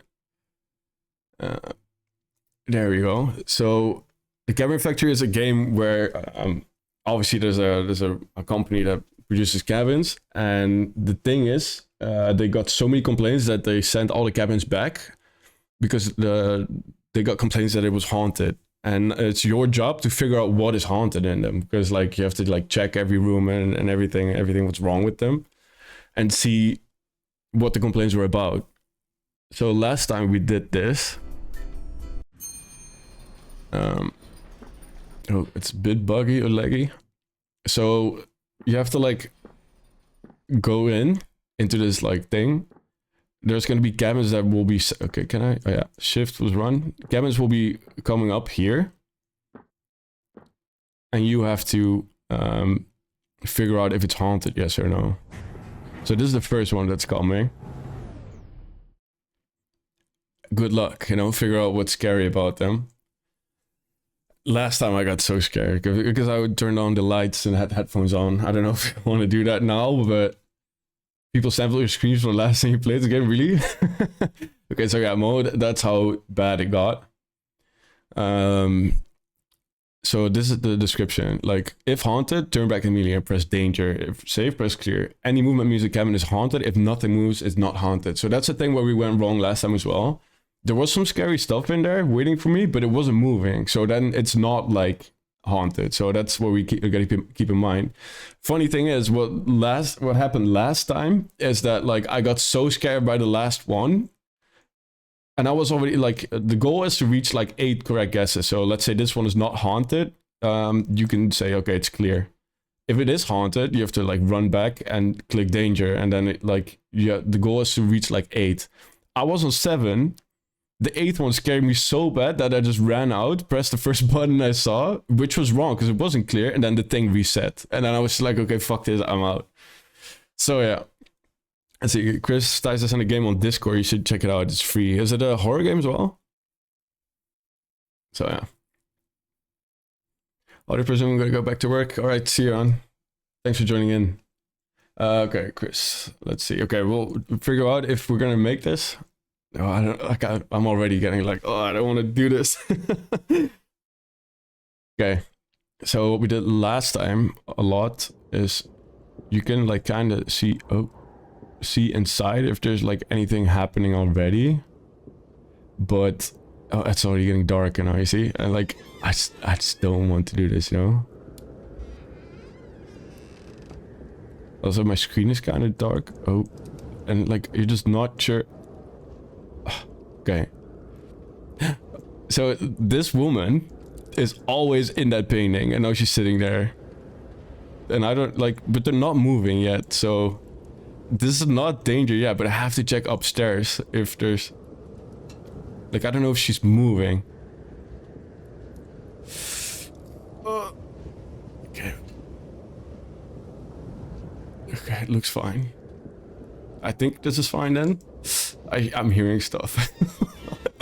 Fuck this, man. I don't want to do this. But now nothing is moving, so I think it's clear. Yeah. But yeah, like I said, that woman is normally in that painting, so guys, I think you have a visitor right behind you. She's wearing white. Okay, I'm not looking around. Mo, you, yeah. Okay, so now you see, like, we have the first like light is on. Goal is to reach 8. So, see, now the woman is in the painting. Like, I don't know why, like, I keep doing this to myself. Like, there's nothing fun about this. I'm already, like, I'm not wearing headphones, so I can, oh, and like, I'm gonna turn the sound down. Fuck this, man. I don't see anything happening now. Oh, okay. Fuck this. Bye. Danger. Oh, okay, but this one wasn't even a bad one, you know? I don't know if I want to do this. I genuinely don't know if I want to do this. So yeah, we could just go back to demos if you guys want. I'd be down. Come on, Brooks, lock in. You got this. Yeah. We need a heart rate monitor. I don't think that would be healthy. You know, I would just stress out even more. Okay, that was one that we got. The thing is, I'm home alone by myself as well. It's completely dark in my apartment. Emilia's still in Finland, so I still have to go to bed, you know, and I still have to turn the lights off. The wife's painting upside down. I think this is what I mean. Like, why would I go in there now? You can tell, like,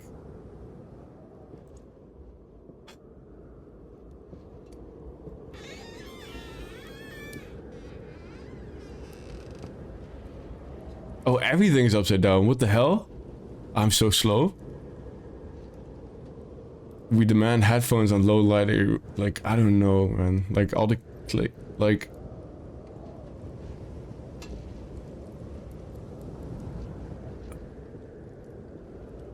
Oh shit, like, you know what's even more annoying?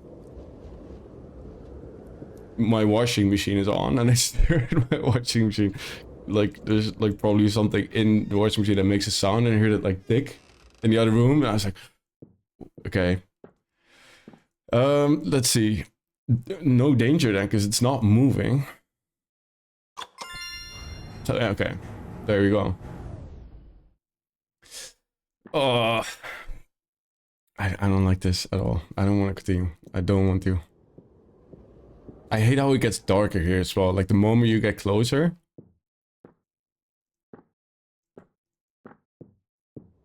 Yeah, okay. Just try one round with your lights off. Honestly, it will be fine. I know it will be, but like, okay, if Fuck me, man. Hope you guys like this shit, 'cause I don't. I feel like the higher we got last time, the fucking scarier it got.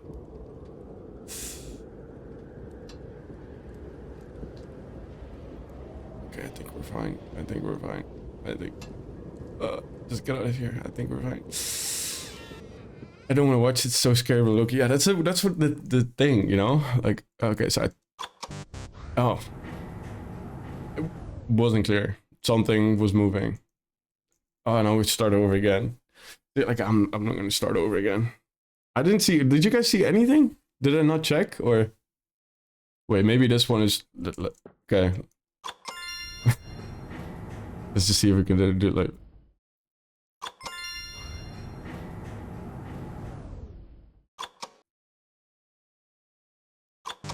Oh, wrong. Okay.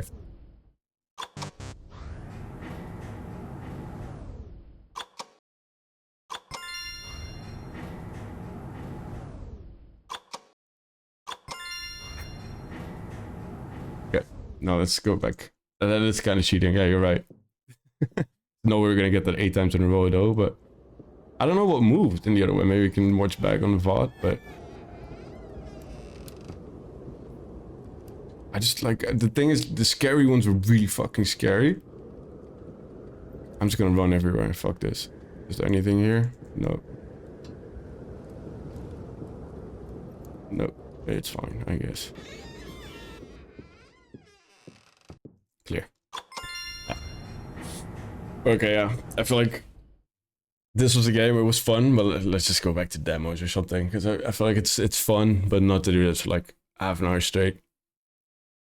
Oh, people want to turn off the lights. So up to you guys. You want to check more demos? You want to make music? You want to keep playing this? Like, I'm down to keep playing this, but like also down not to do it, you know? Up to you guys. I know if this is enjoyable to watch, to see me like scared. Keep playing. You check my Caramel remix. Oh yeah, I've seen you ask about it a couple times. So this only if you show the work from home. I send a demo. Yes, okay. A lot of people ask for demos. I say play. I'm gonna hit the sack now. Thank you. Okay, thanks for joining, Mo. See you next. Are you doing the stream on Friday as well? Guys, just do this. Check some demos. Yes, okay, then I see you on Friday. Demos, because I feel like you don't want to... Yeah, oh, I can play, but it's just like, damn. Friday, first Mega Collab? What's that about?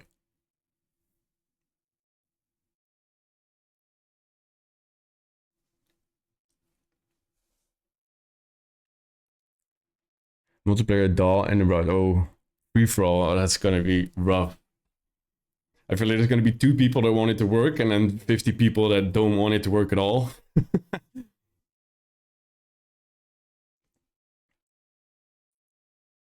So yeah.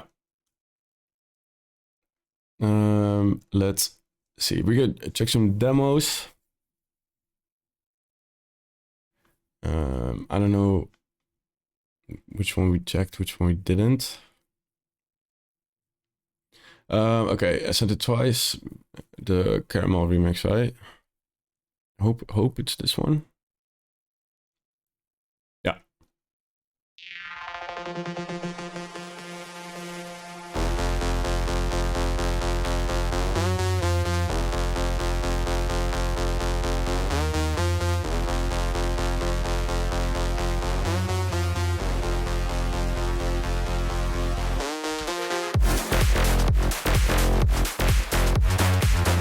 Cool.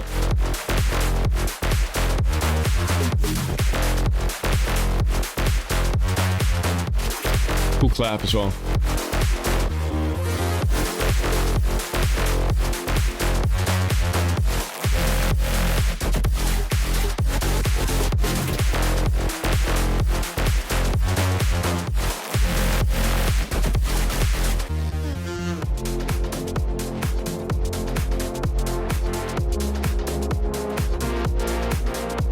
Martin's back. Yeah, sounds cool, bro. I feel like maybe there's some mixed stuff. We'll check it. Like I see you wanna publish it if I agree. Let's do some really, really deep feedback then.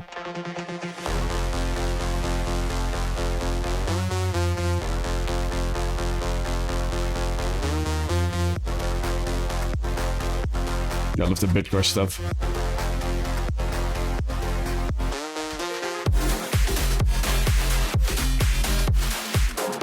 Cool.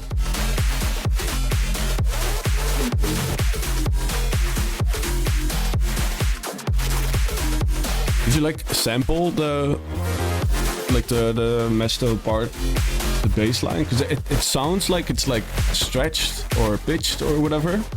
Maybe it's because it's a different BPM or something.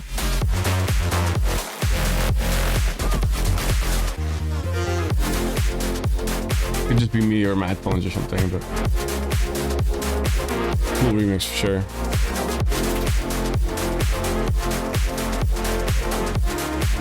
You have stamped the bass, okay, perfect. So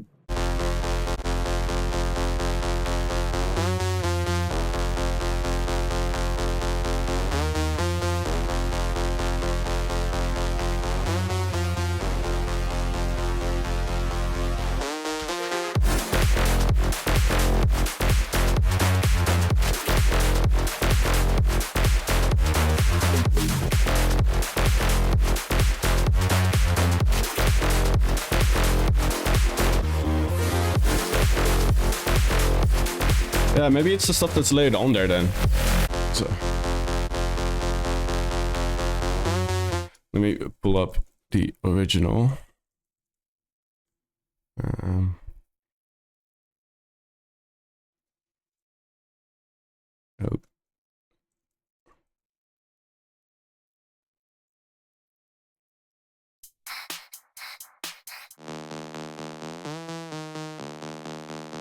Oh, it's a different key as well. Yeah, so I think because you pitch it up, like it kind of loses the quality of this. Like this sounds so clean, and this is.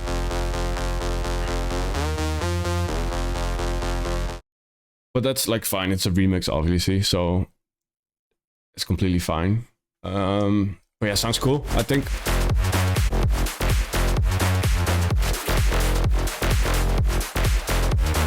Maybe I would check like the.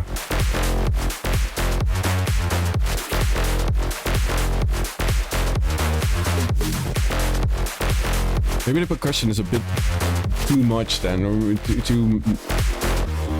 Like there's also some like some laser effects or like on the percussion, like something in the mix is just like not working for me. I'm trying to figure out what it is. Really cool track, but this is just like the last 1% that I'm trying to talk about.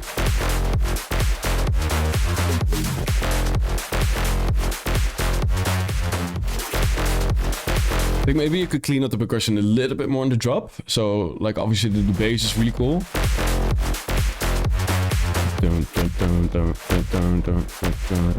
I think these are the perk loops. Yeah, maybe it's the perk loops then. I maybe check if you can like clean it up a little bit.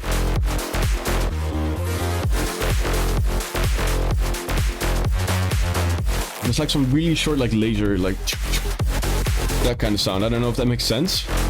If like if you like check the percussion a little bit more, try to like I don't know, maybe sleep on it a couple days and wake up fresh ears and then check the mix one more time. Other than that, it's great, really really good.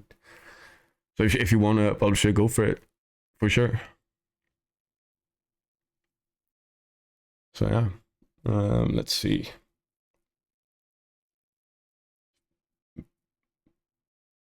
Martin with the dinner arrives. What did you get? I kind of want to know. Is it chicken again or? Okay, perfect. Yeah, like it's a great track, great remix. It was just like the last 1%. So, guess yeah, my first guess would be chicken, but you just said like you nailed the recipe, so you probably ate it yesterday or something. So, is it healthy or not? Is it deep fried or? Give me one tip and then I'll guess it, or one hint. Let's see, Christian David Music sent something yesterday, so let's see.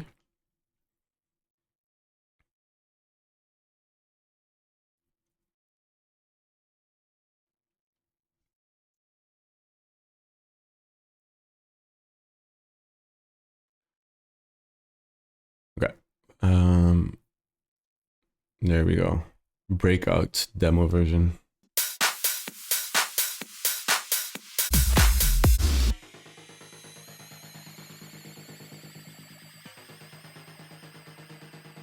It's very much not healthy or deep fried.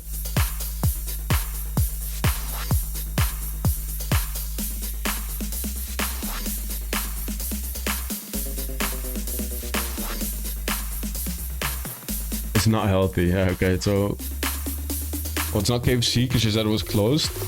McDonald's then, or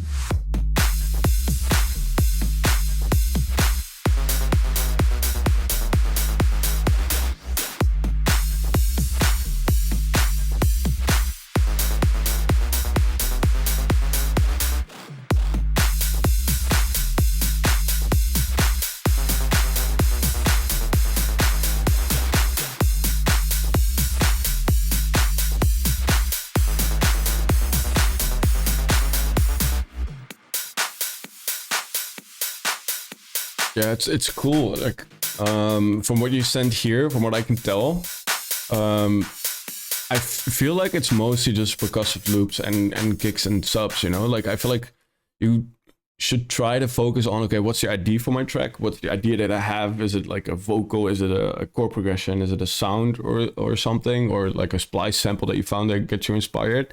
And then work around that. Because I feel like now it's, there's no general direction of the track. So if I were you and if I was giving feedback on this track, I couldn't pinpoint a specific point in the track or where I knew what the direction of the track was, you know? So it's just progressive loops, kick, sub. I feel like you just gotta try to figure out what the direction of the track is. Like, you can see from like past demos, it's very clear like where they want to go with the track, what the direction is, what chords are used, like what's the vibe. I feel like now it's building up to something, for example. Then it just goes back to percussive loops and drums and stuff. Any feedback on the rate? Oh, that's different. Okay, so this was Christine David. I clicked the most recent one. I think that's this one. Yeah, it's like I said, like I feel like there's room for other stuff, you know? There's like the drums and the kicks and the claps and the sub. I feel like you need like a melody for a track, you need a chord progression, or you need like an idea for the track. So I feel like I would focus on that. The kicks and the claps and the percussions are there for sure. You have a very clear intro, then like a break, build up. Then for the drop, I feel like there's stuff missing, like for the general idea. Let's see, guys, like I need feedback on the arrangement of my track. It's almost there, but I'm lost in the beat part. Let's see if I can find which track you're talking about. Kazik.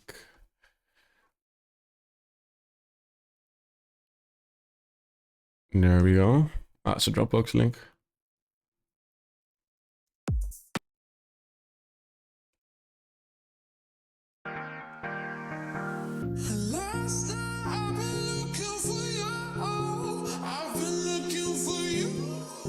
Yeah, Christine David, like as you can tell here, there's like a very clear direction, you know, with the chords, with the vocal. It's cool.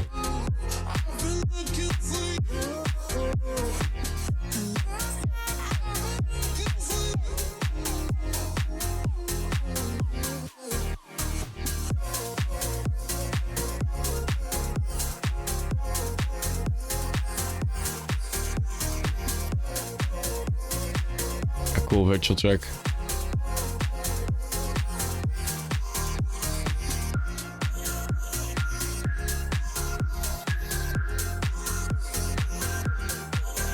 Second break, okay.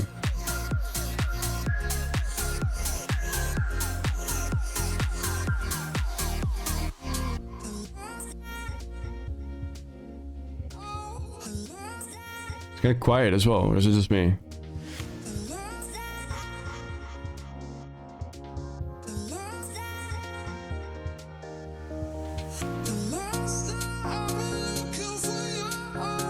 I've been looking for you.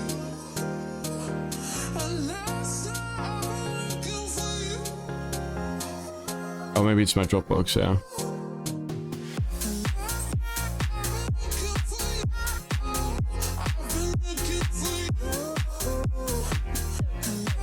Yeah, I feel like for a chill track like this, like it doesn't need all these crazy build-ups and crazy different stuff. Like for the direction that you're going right now, this works, you know?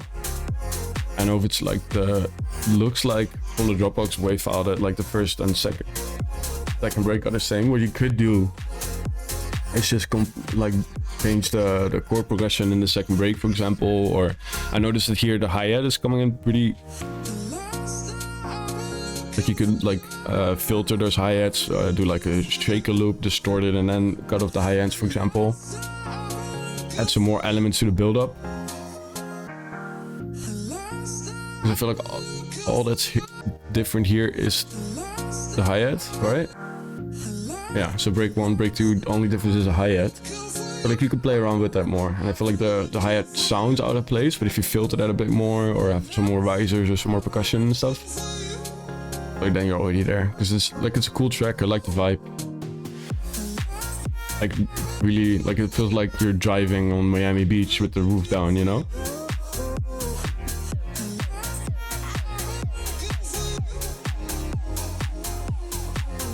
Yeah, really cool. Nice track, for sure. Thanks for sending.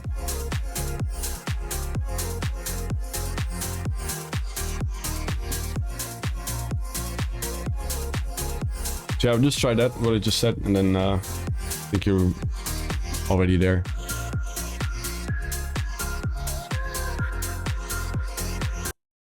Okay, let's see. We checked out this one, we listened to this one.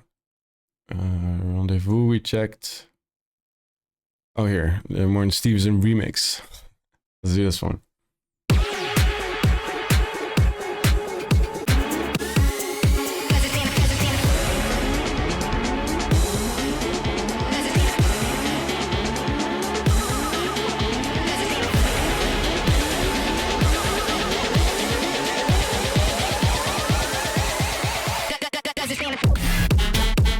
Damn.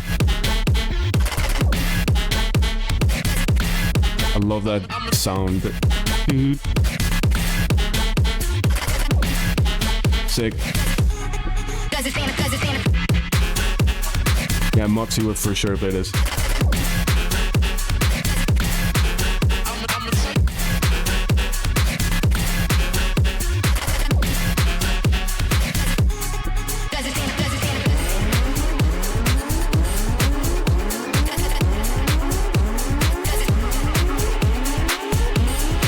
Sick, but not good enough for headphones. I need to do better. No, it sounds sick, bro.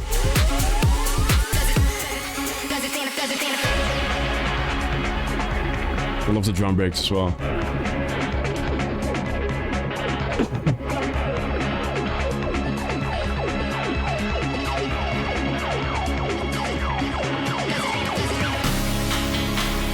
Ooh.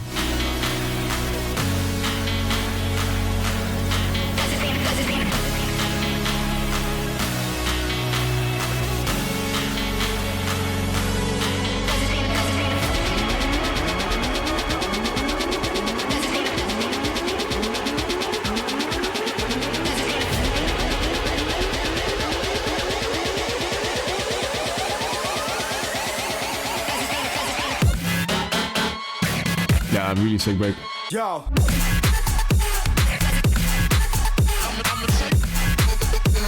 Sick.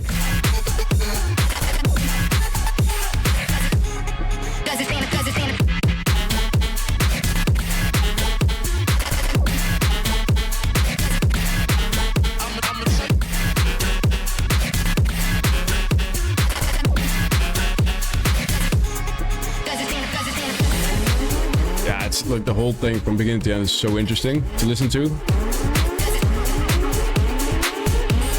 I love how different the first break, the drop is. Yo. Sick. Yeah, crazy. Great job, bro. Once again, like Morten with the crazy demos all the time. I don't know where he gets so many tracks from, but damn. Killing it. Let's see. You have this one as well. It's a Spectro turn on the bass.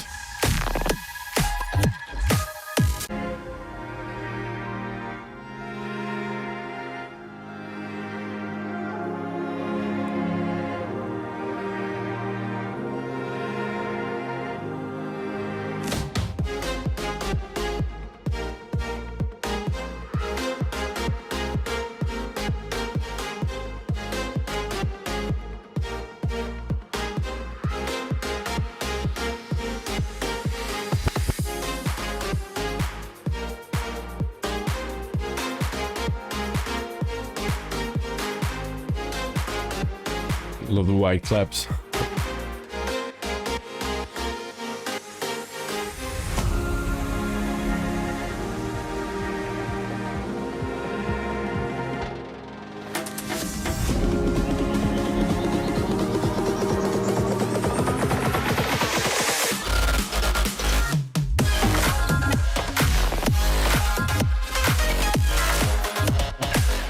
Yeah, I didn't expect that at all.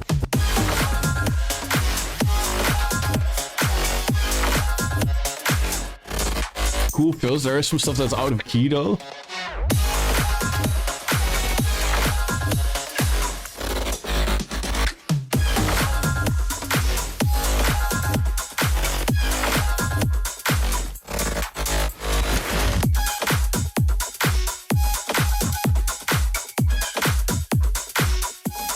I think you should also probably check out the arrangement because, like, yeah, for example, here the violins start. Then this feels like some sort of drop or something, which matches like the violins better, but then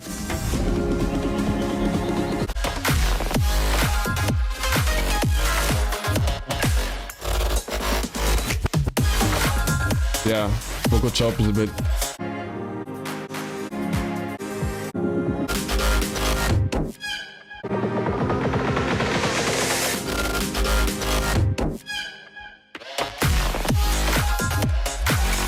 It feels like it's a totally different key as well.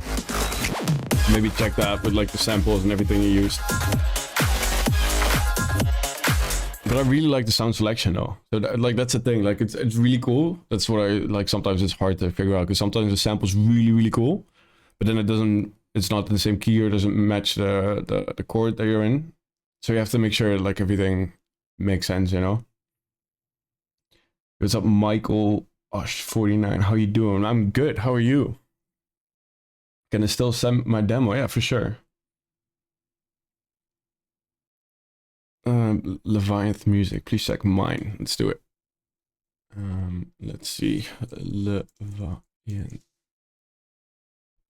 Okay, got it.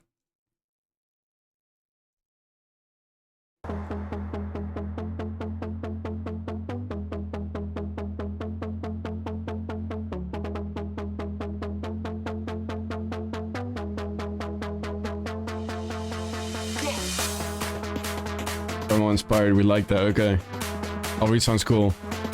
Damn, 34k followers.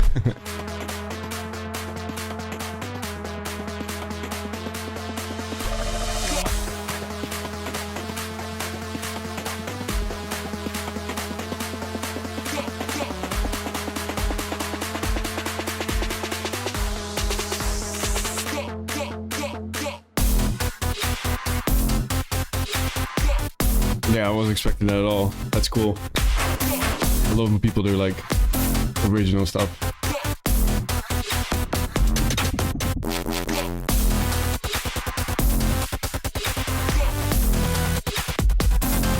Yeah, I agree with Martin. You could be vocals on the break.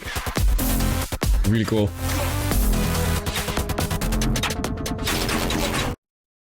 Yeah, just put some vocals on the break.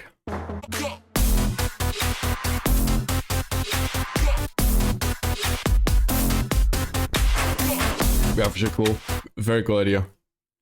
Let's see, someone else say,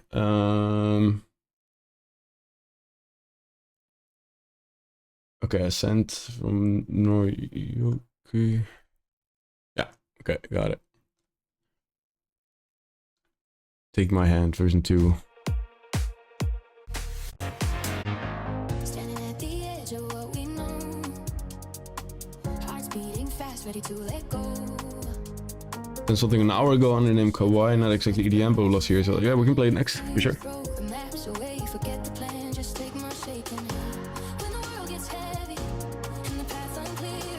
damn, retro hype. I fell asleep just now, my eyes. It's 1:55. Okay, take it on as well.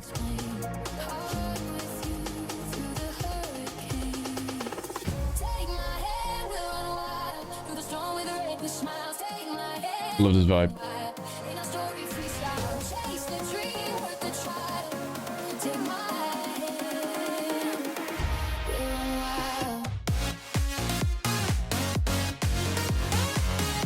Cool. Love the future bounce vibes. Very good emotion in it as well.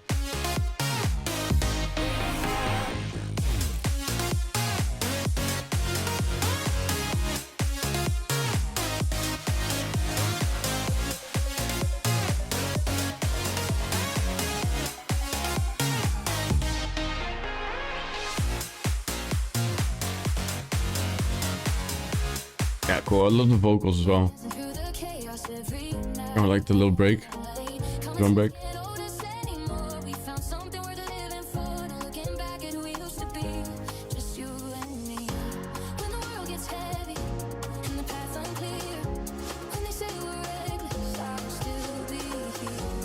Sorry because of the vocals on Instagram. Yeah, it's good.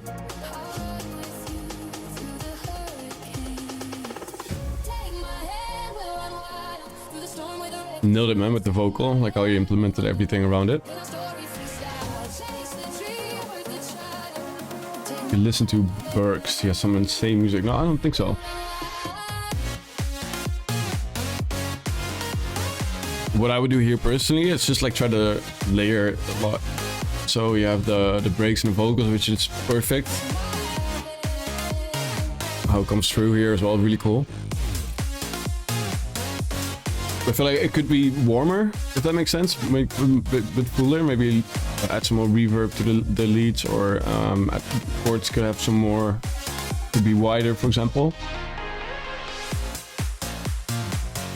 I feel like it feels very dry, you know?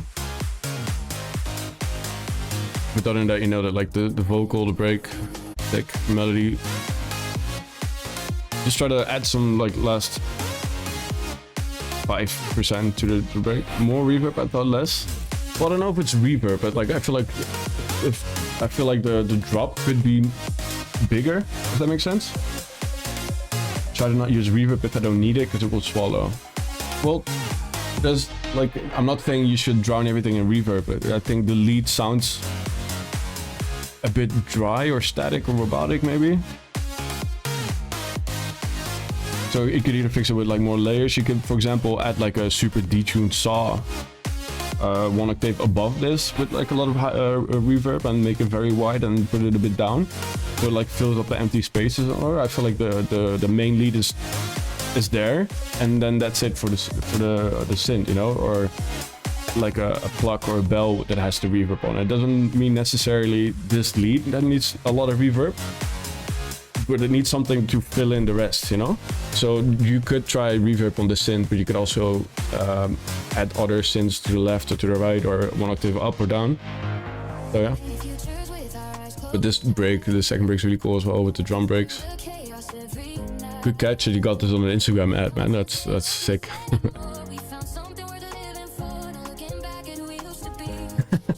I see someone replied to KMJ, I don't use compression, and KMJ just says then start.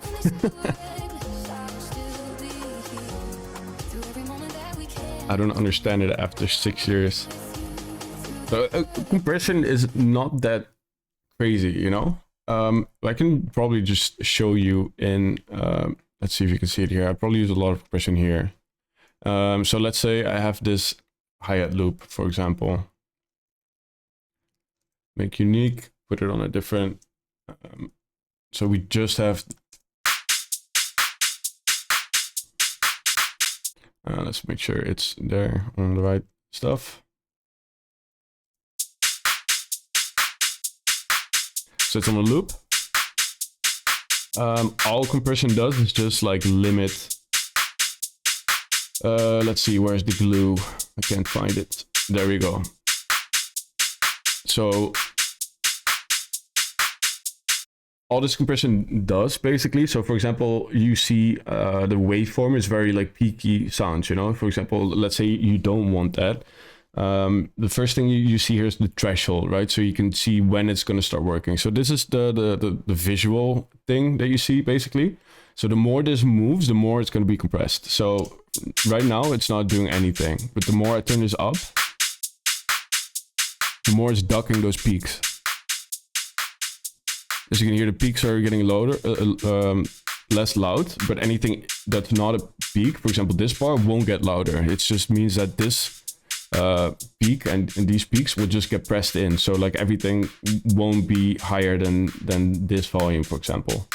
Then the attack is how fast it, how fast it like kicks in.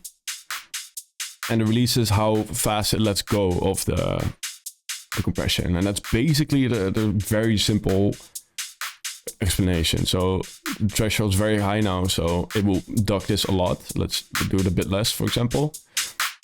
You can see this move. Let's say we put the attack very high. You can see it takes a lot longer for the compressor to start working. So if I, for example, now with hi-hats, I don't want to wait too long because it's very straightforward peaks, right? And then for the release, this is basically the same thing as attack. You just want to like see how fast it gets back. So now it's what this compressor has on. No, let's not get into that. There's just a release. It's a bit longer now. If you could also put it really short, and you can kind of hear that the volume's gonna get back up again. And the ratio is just like how hard it's gonna compress, or like how much it doubles. Yeah, I don't know how to explain this properly. So. But for the most important part is the threshold, the attack, and the release from a compressor. And that's basically what you do. And a lot of times, if I, for example, mute the compressor, you can tell the volume is going back up again. So when you compress it, it just fixes the peaks, for example, if you want to do that with a hi-hat loop. And makeup is there to fix the volume again. So if you put the compressor on, obviously it loses volume. But you can literally, that's why it's called makeup. Make up for that by turning the makeup back up. And that's the quick tutorial on, I guess, compression, just real fast, you know? So that's basically it. I don't know if you have any questions about it or... I know where the parameters... I know what other parameters do, but I still can't pull it off. It's like messing with something. It's just volume automation, but yeah, it's like volume automation, but automatic, you know? Like it just ducks stuff where the peaks are too high, or like, yeah, that's a good way to put it, actually. Should have just said that. Brooke, is there any chance that Pirates ever will be finished? I don't think so. It's so old already, and we never really finished to begin with. Like it was never a track that we were like, we stopped working on Pirates because we had other stuff that we wanted to finish first, and that was better. So same with Restart, same with all the other tracks, all the demos that haven't been released over time. So yeah. So yeah, I think I am gonna get off in not too long, guys. I've been flying and not sleeping the best, so I'm not gonna stay for too long. Maybe like, let's say, how long is stream? 2:36. Let's try to aim for 3 hours, and then I'm out. So let's see. And what about making Blue original drop to a track? The thing is, like, I could, but there's so many people involved with that track that I don't even have the rights to release it, for example. And the original Blue track is outdated as hell. So yeah. We finished that one Discord demo called Never Tired of You, aka an Instagram idea. I could. Yeah, I feel like there was a lot of people that liked that one. And I think Jeroen, when he was joining the stream, he also said that he, like, I can pull it up right now, probably. This one, right? See if I can find it.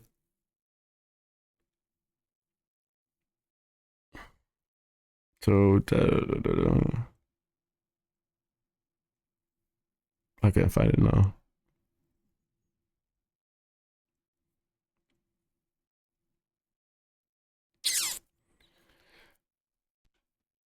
I This one. Good finish. It's a cool. I like the drop, but.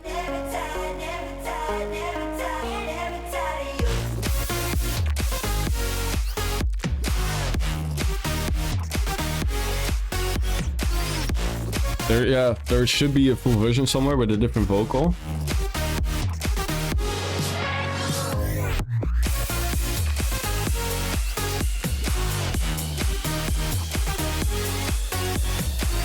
Hey, please release my version of Pirates Binary on April Fool's Day. What?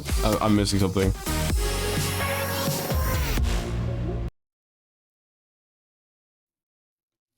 Let's see. I'd like to see the Afrojack remix finished. Yeah, cool track as well. But like, I feel like it's all stuff that I made like 5 years ago, 6 years ago, longer even, way longer. That's all like kind of outdated, you know. And if I start working on these projects again, I just want to get back into it and fix what I know better now, you know. So that's gonna take forever again, and then I'd rather just start new projects. I wanna feel the fall, I wanna lose control. It's black as white, so wrong it's right. I do it to myself. The one night did work out after a long while. Yeah, fair. Your fans are missing you. Where are you from, Michael?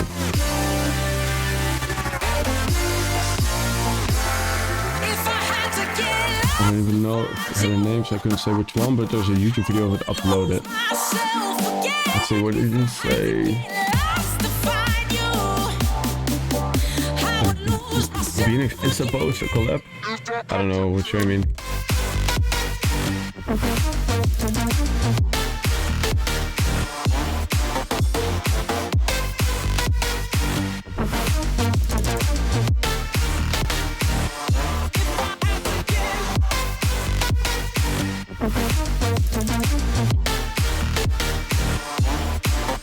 I'm gonna try to like see if I have it somewhere, you know?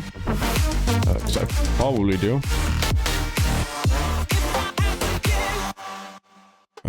Let's see. Maybe it's in my project somewhere.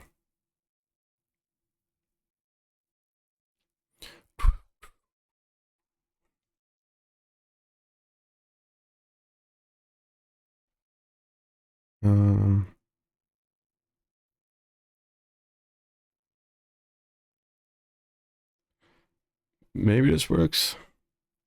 I don't know. Let's see. I just clicked on something called Afrojack Remix, but there were like 10 different folders. So I think back in the day, I remixed Afrojack a lot, like when I was just making music for fun. So I don't know what this is gonna be, but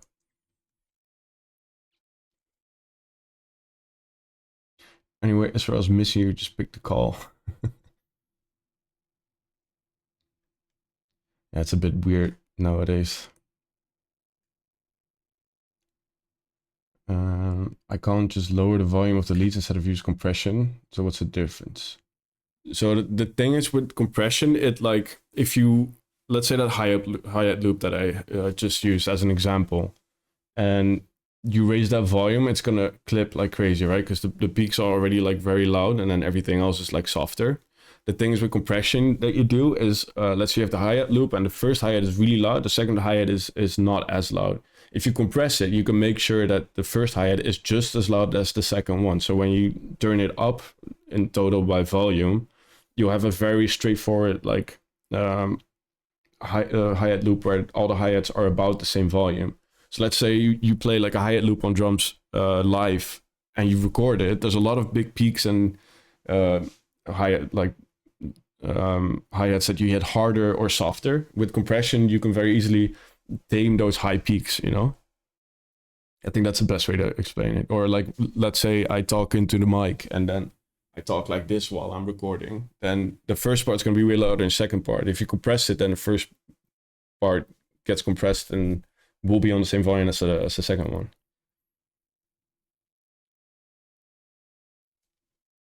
Let's see. It's still trying to load the project, so I don't know. By the way, when you and I are going to be officially released, I don't think it's ever going to get released. It's just something we play in our sets, and then that's it, you know?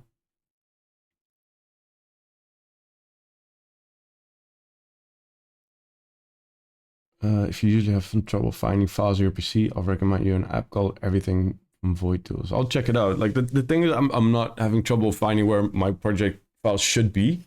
It's just there's just an old folder that has so much in it and so many, like I never named it like correctly, you know. It's always like, oh, final mix, cool track underscore 36, and then that's it.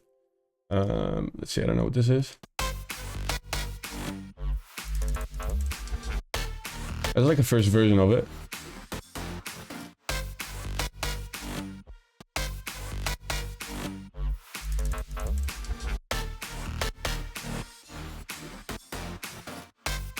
But yeah, as you can see, there's like a lot of stuff. That is a different B part.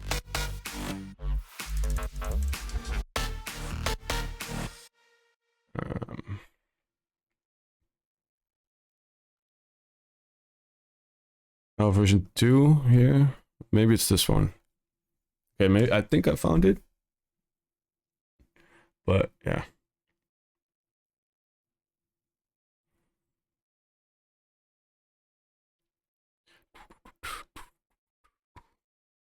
Do a trick with Sabrina Carpenter, your style, her vocals, then it will be fire.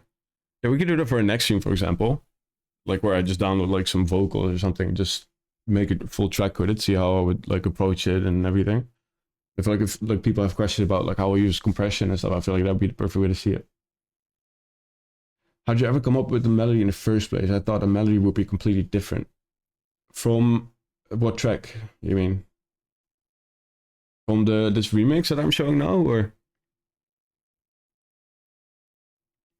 See, yeah, you get it, but it's so really useful. You can just put .flp and it will show you every FLP in a folder or in your PC even, and you can sort by date, name, etc. Yeah, that's the thing, but like I know, for example, let's say I want to find Boomerang Break. The thing is, it's not named Boomerang Break on my computer. It's named something stupid like the city I was in while I made it, or like whatever. And I know, like I have a huge folder of project files that are all named, all have the same extension, all have the FLP extension, for example. And I know I made the track around, like, I don't know, like, let's say I made a track in 2018. There's like thousands of FLPs in 2018. So, yeah.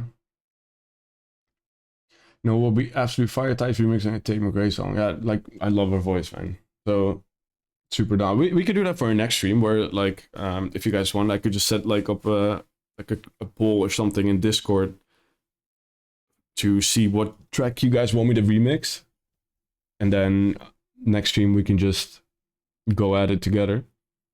Pause, that sounded wrong. I just felt like we can figure out what we're gonna do with the remix.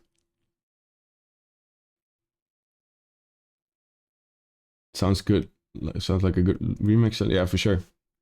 I'm game for both.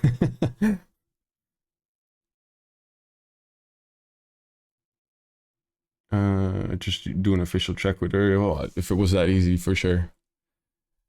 I think the project is loading for the Afterjack remix.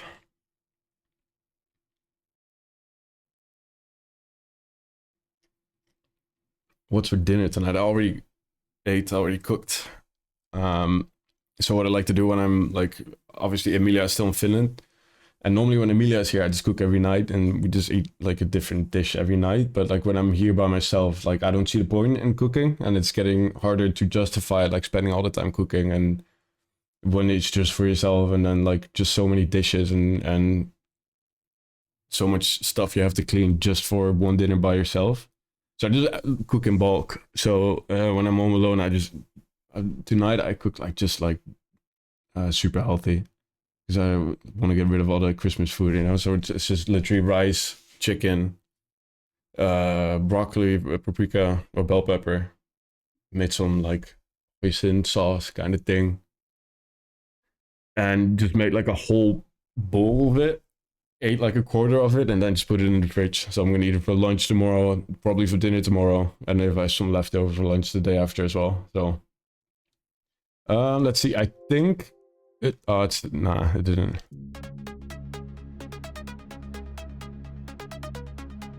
You know what this is?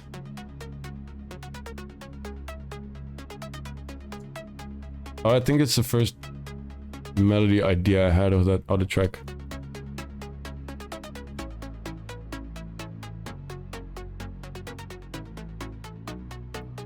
Cool melody.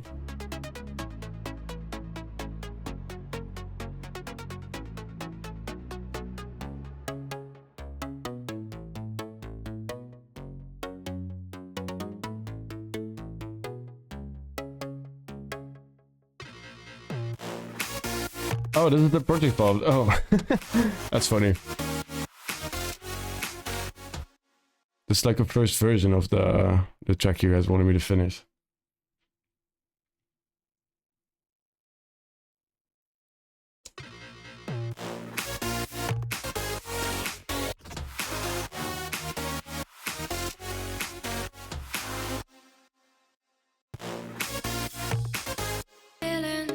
Now we're stuck here on this road now. All forgotten, wanna go on, but don't know how.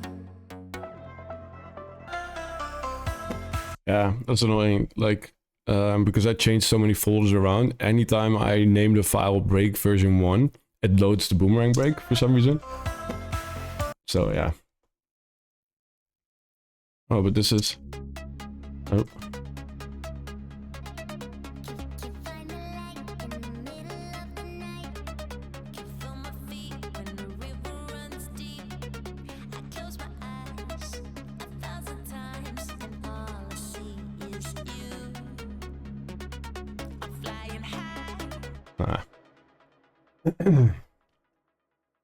Let's see.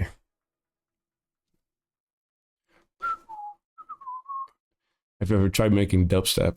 No, not really. Well, maybe like super long time ago when I just started making music, but like not really. I've seen like Mo Falk on the streams when he's making music. I feel like he would be very good at it, like with the heavy compression and everything.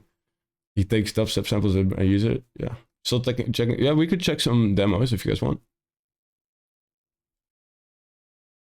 Dubstep samples are good for snares. Devo. Okay, I'll check the let's see. Let's see if I can find it. Oh,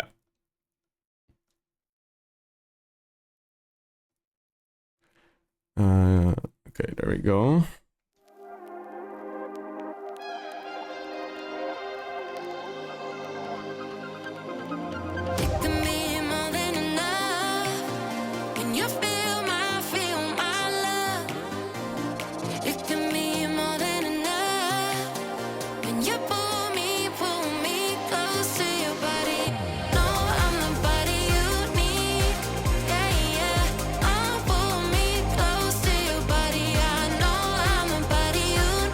Sounds cool already.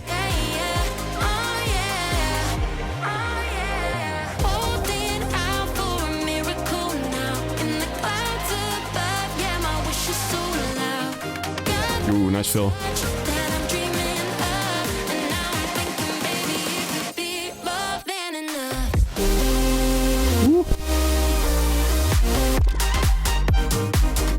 Sick, really cool.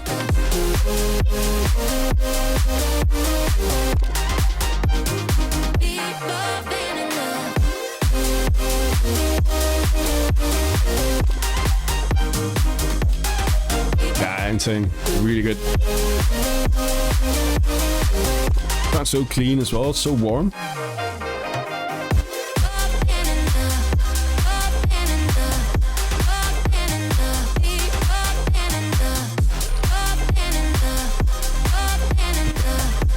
Oh, Ash Martin.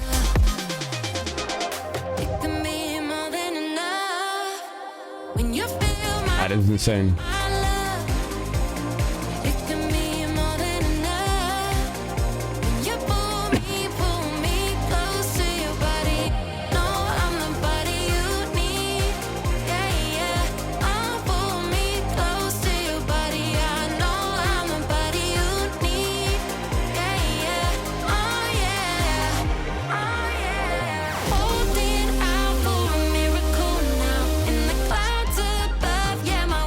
So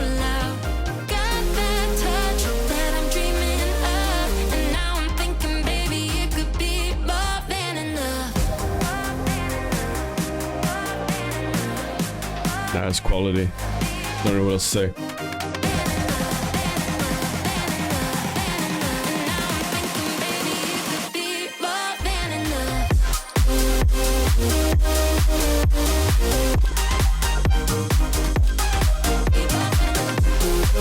Yeah, I love this so much.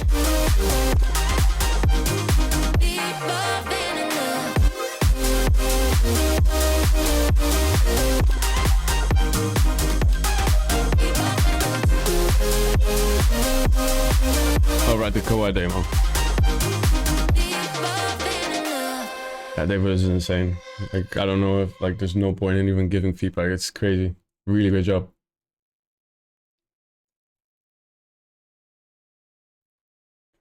Let's see, Kawhi.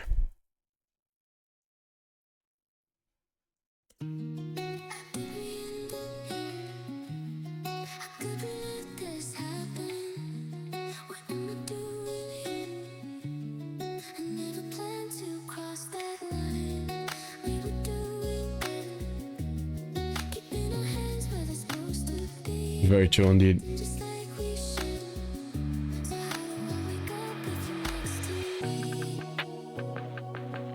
Hey, Thijs, I think a Retrovision collab would be sick in 2020. Yeah, for sure. I'd be super down to do it. He's such a crazy producer, man. It's insane.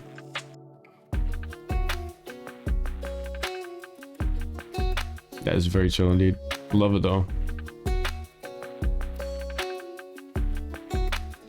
Love that little change as well on the words. We'll go to bed as well. Good night, everyone. Be safe in these slippery conditions. Oh, good night, man. Thanks for joining.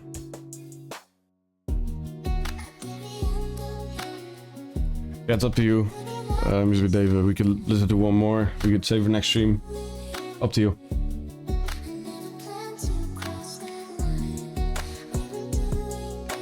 So I'm producing and I couldn't watch the video without pausing it. He's too fast with his workflow.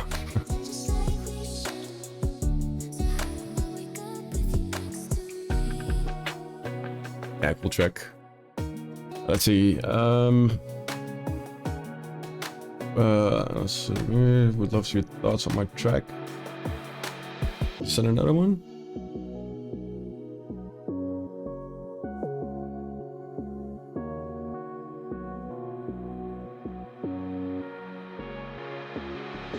Like did we check it already or no?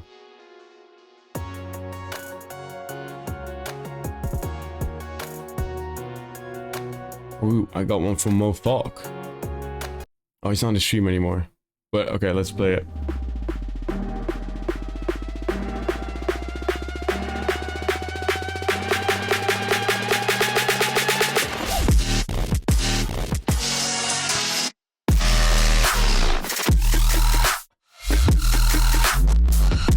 That's nuts.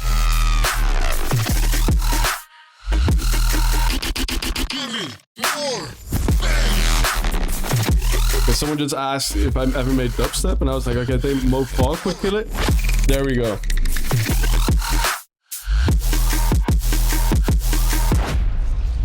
Okay, I want to hear it again.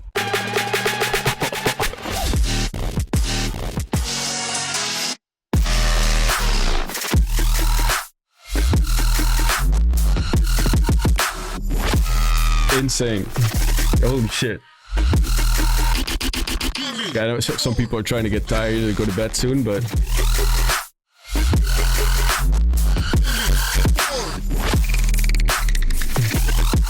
how do you even, like, even me, I'm just like, how do you do this, you know?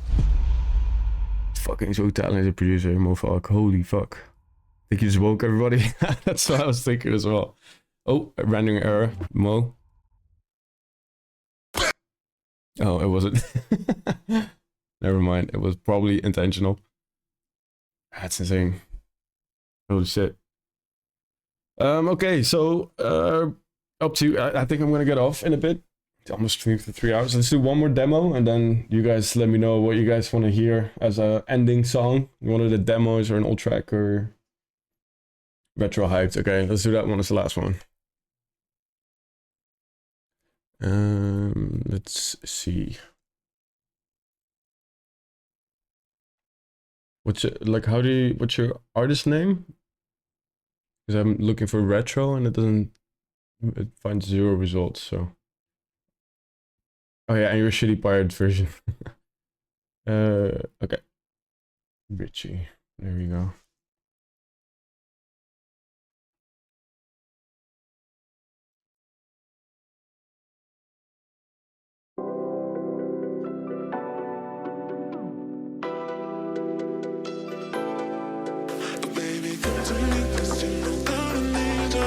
Cool.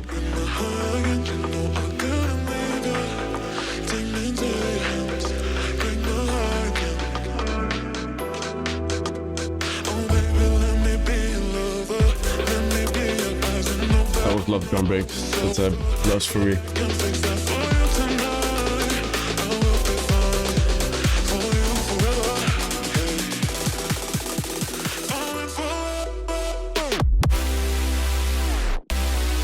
Cool. Really nice.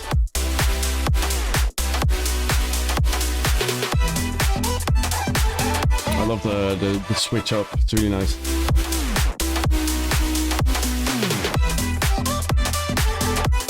This bass sample as well, damn.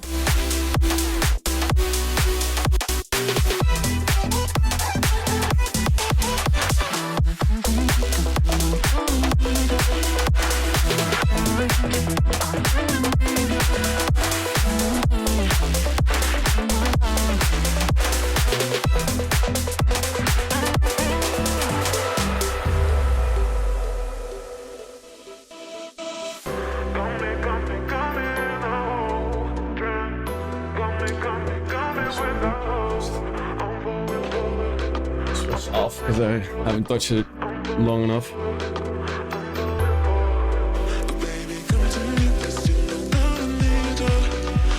There we go. That sounds really cool, man. Was it more than you just send it on Discord or the forum? The shitty pirate version.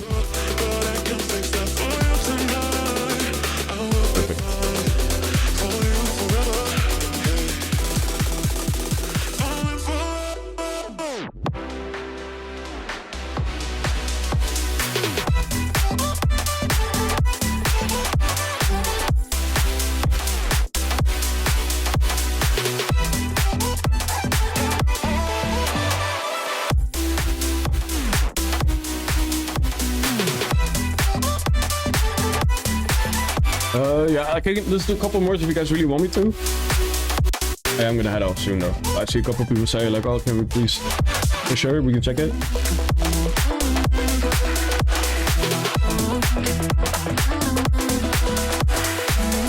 So last time people would be mad if you released it instead. Oh, for the... As an outro track. Oh, what do you mean? Because like, did we listen to it last time?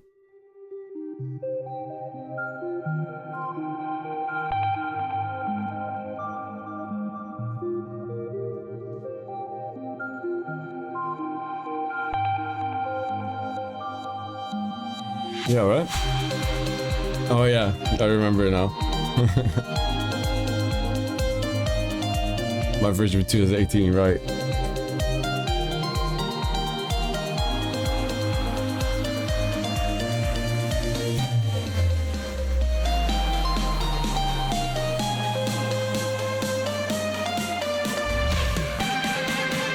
Dress. What's your artist name? Or what name did you use to send the demo? Yeah, I remember this.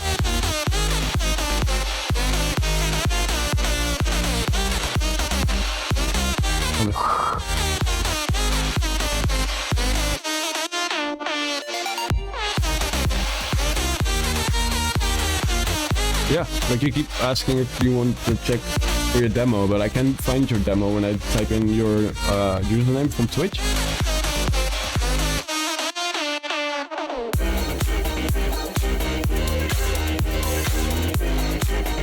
I'm saying, like you sent it on the 20th of December. So, Ludwig, probably?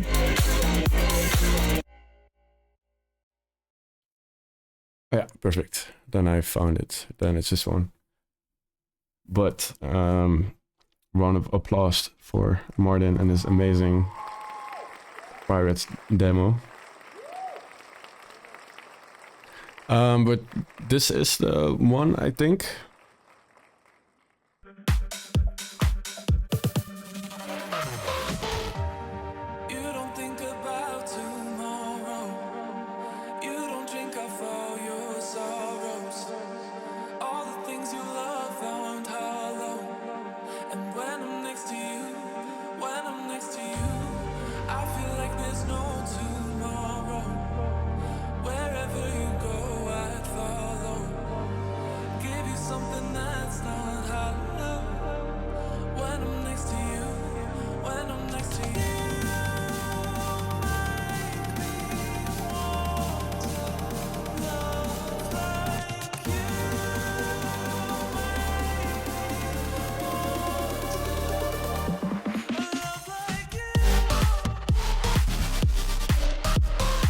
Really cool plug sound.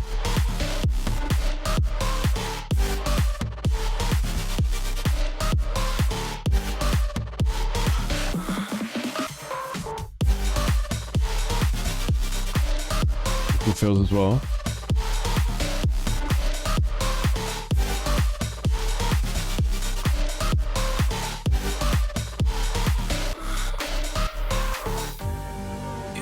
Yeah, it takes me back for sure.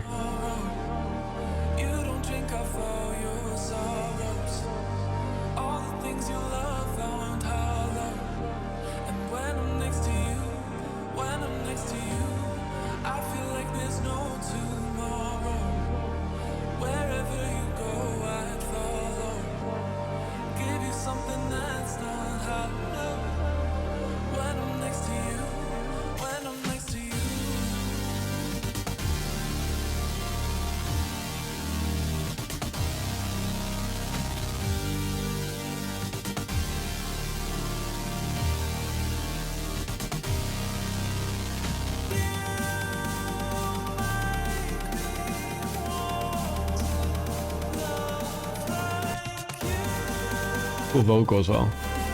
Nice artwork. I really like the block and the drop.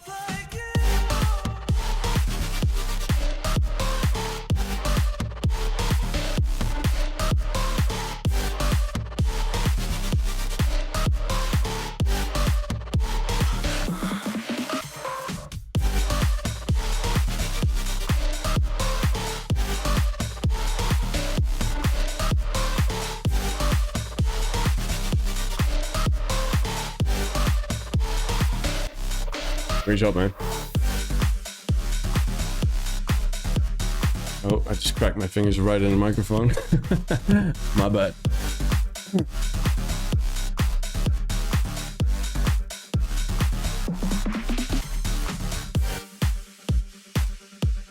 That sounds good.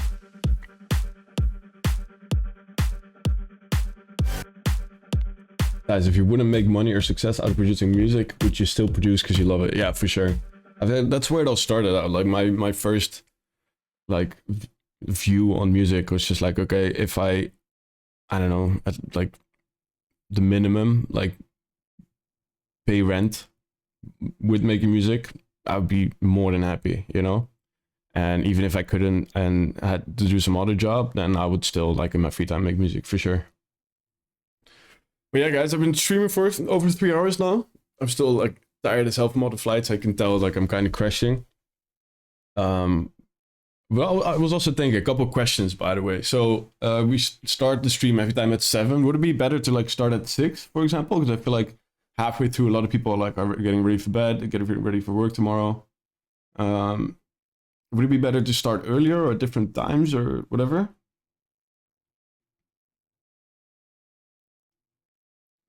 I saw you will be in Japan soon. Yeah, the 24th of January. I'll be back in Tokyo. Maybe 6:30. Yeah, 'cause like it's difficult because like I will always have people in chat say like, "Oh yeah, like why are you streaming at this time? Because it's in the middle of the night, or it's super early, or it's super late, or like that's the downside of like streaming for like a worldwide audience, I guess. So I think that there will never be stuff that's perfect, but like for example, I could on a Sunday start at like 1 p.m. for example, and then stream the whole day and make music, whatever. So yeah, that's what I mean. Yeah, it's 2:40 a.m. right now. 6 p.m. is 11 a.m. for me. Does that works? I did yeah. At which point were you like, yeah, I can finally do this full time? That's a good question. I think when I first, like the first summer that I was like fully booked, you know, when like it was always like kind of a struggle. Because I didn't grow up like rich or anything whatsoever, right? So like my mom always wanted me to like stay in school and whatever, like get like a real job and just make money. And then like all of a sudden like everything just exploded really fast because in in 1 month time I released like the Scared to Be Lonely remix, Bite, a collab with Bass Jackers, and a collab with Showtek. And then it blew up, you know, everyone wanted to like have me for the summer. And then I did like 3, 4, 5 shows a week sometimes. And then I was like, okay, this is working out, you know? And that's from that time I was just like fully knew like this is what I was gonna do. But like the years before that I've been like ghost producing and stuff. So I was still like making some money on music. So yeah. What did you study or like learning at school? Sound design, actually. But yeah, like for next week we can try like a different time, like 6:30, whatever. I can also try to like stream on different days. I think that this weekend Emilia's coming back, so I'm just gonna spend the weekend with her. Um, but I can tell like I like me myself, I like streaming a lot, and it's just feels very natural and it's fun to do. Love seeing all of you guys in the chat, do all the demos and horror games and everything. And it's just like earlier when we talked about the AI stuff. It's just nice to have like these talks, you know. And if you guys want, I can try to figure out to stream multiple times a week, for example. So yeah, you'll figure it out from there. I'll start next week with like 6:30. I'll make like a Discord, like we can do like a remix together or something. Because I saw a couple people in chat ask for that. I'll just, I don't know, drop like a question or like whatever, like what do you want me to remix, and the one with the most votes.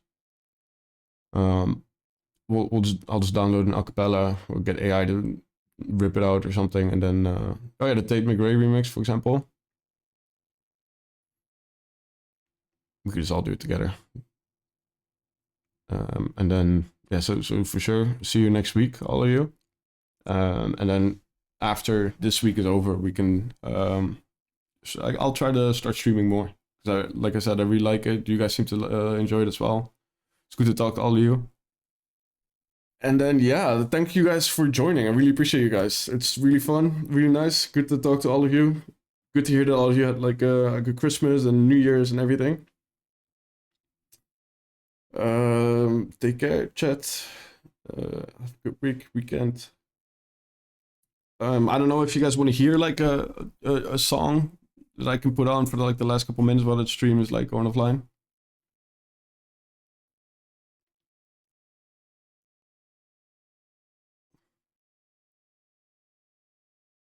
Marbles? I don't know how to run that, man. that's a mofog. I'll ask mofog how to do that. Jet lag extended bass boosted. One from the ID stream. Okay, let's see if I can pull that up.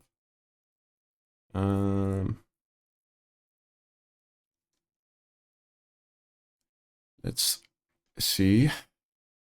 Okay, you guys just pick one.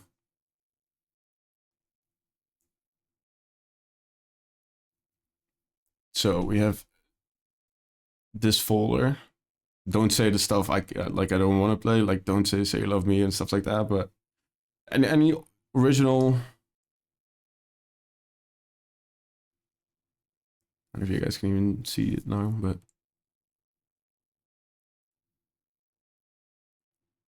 okay, don't you want me? Or is it there? There we go. Alright guys. Once again, thanks for joining. See you next time. Good to see you guys are all okay. And yeah, appreciate you guys. See you next time.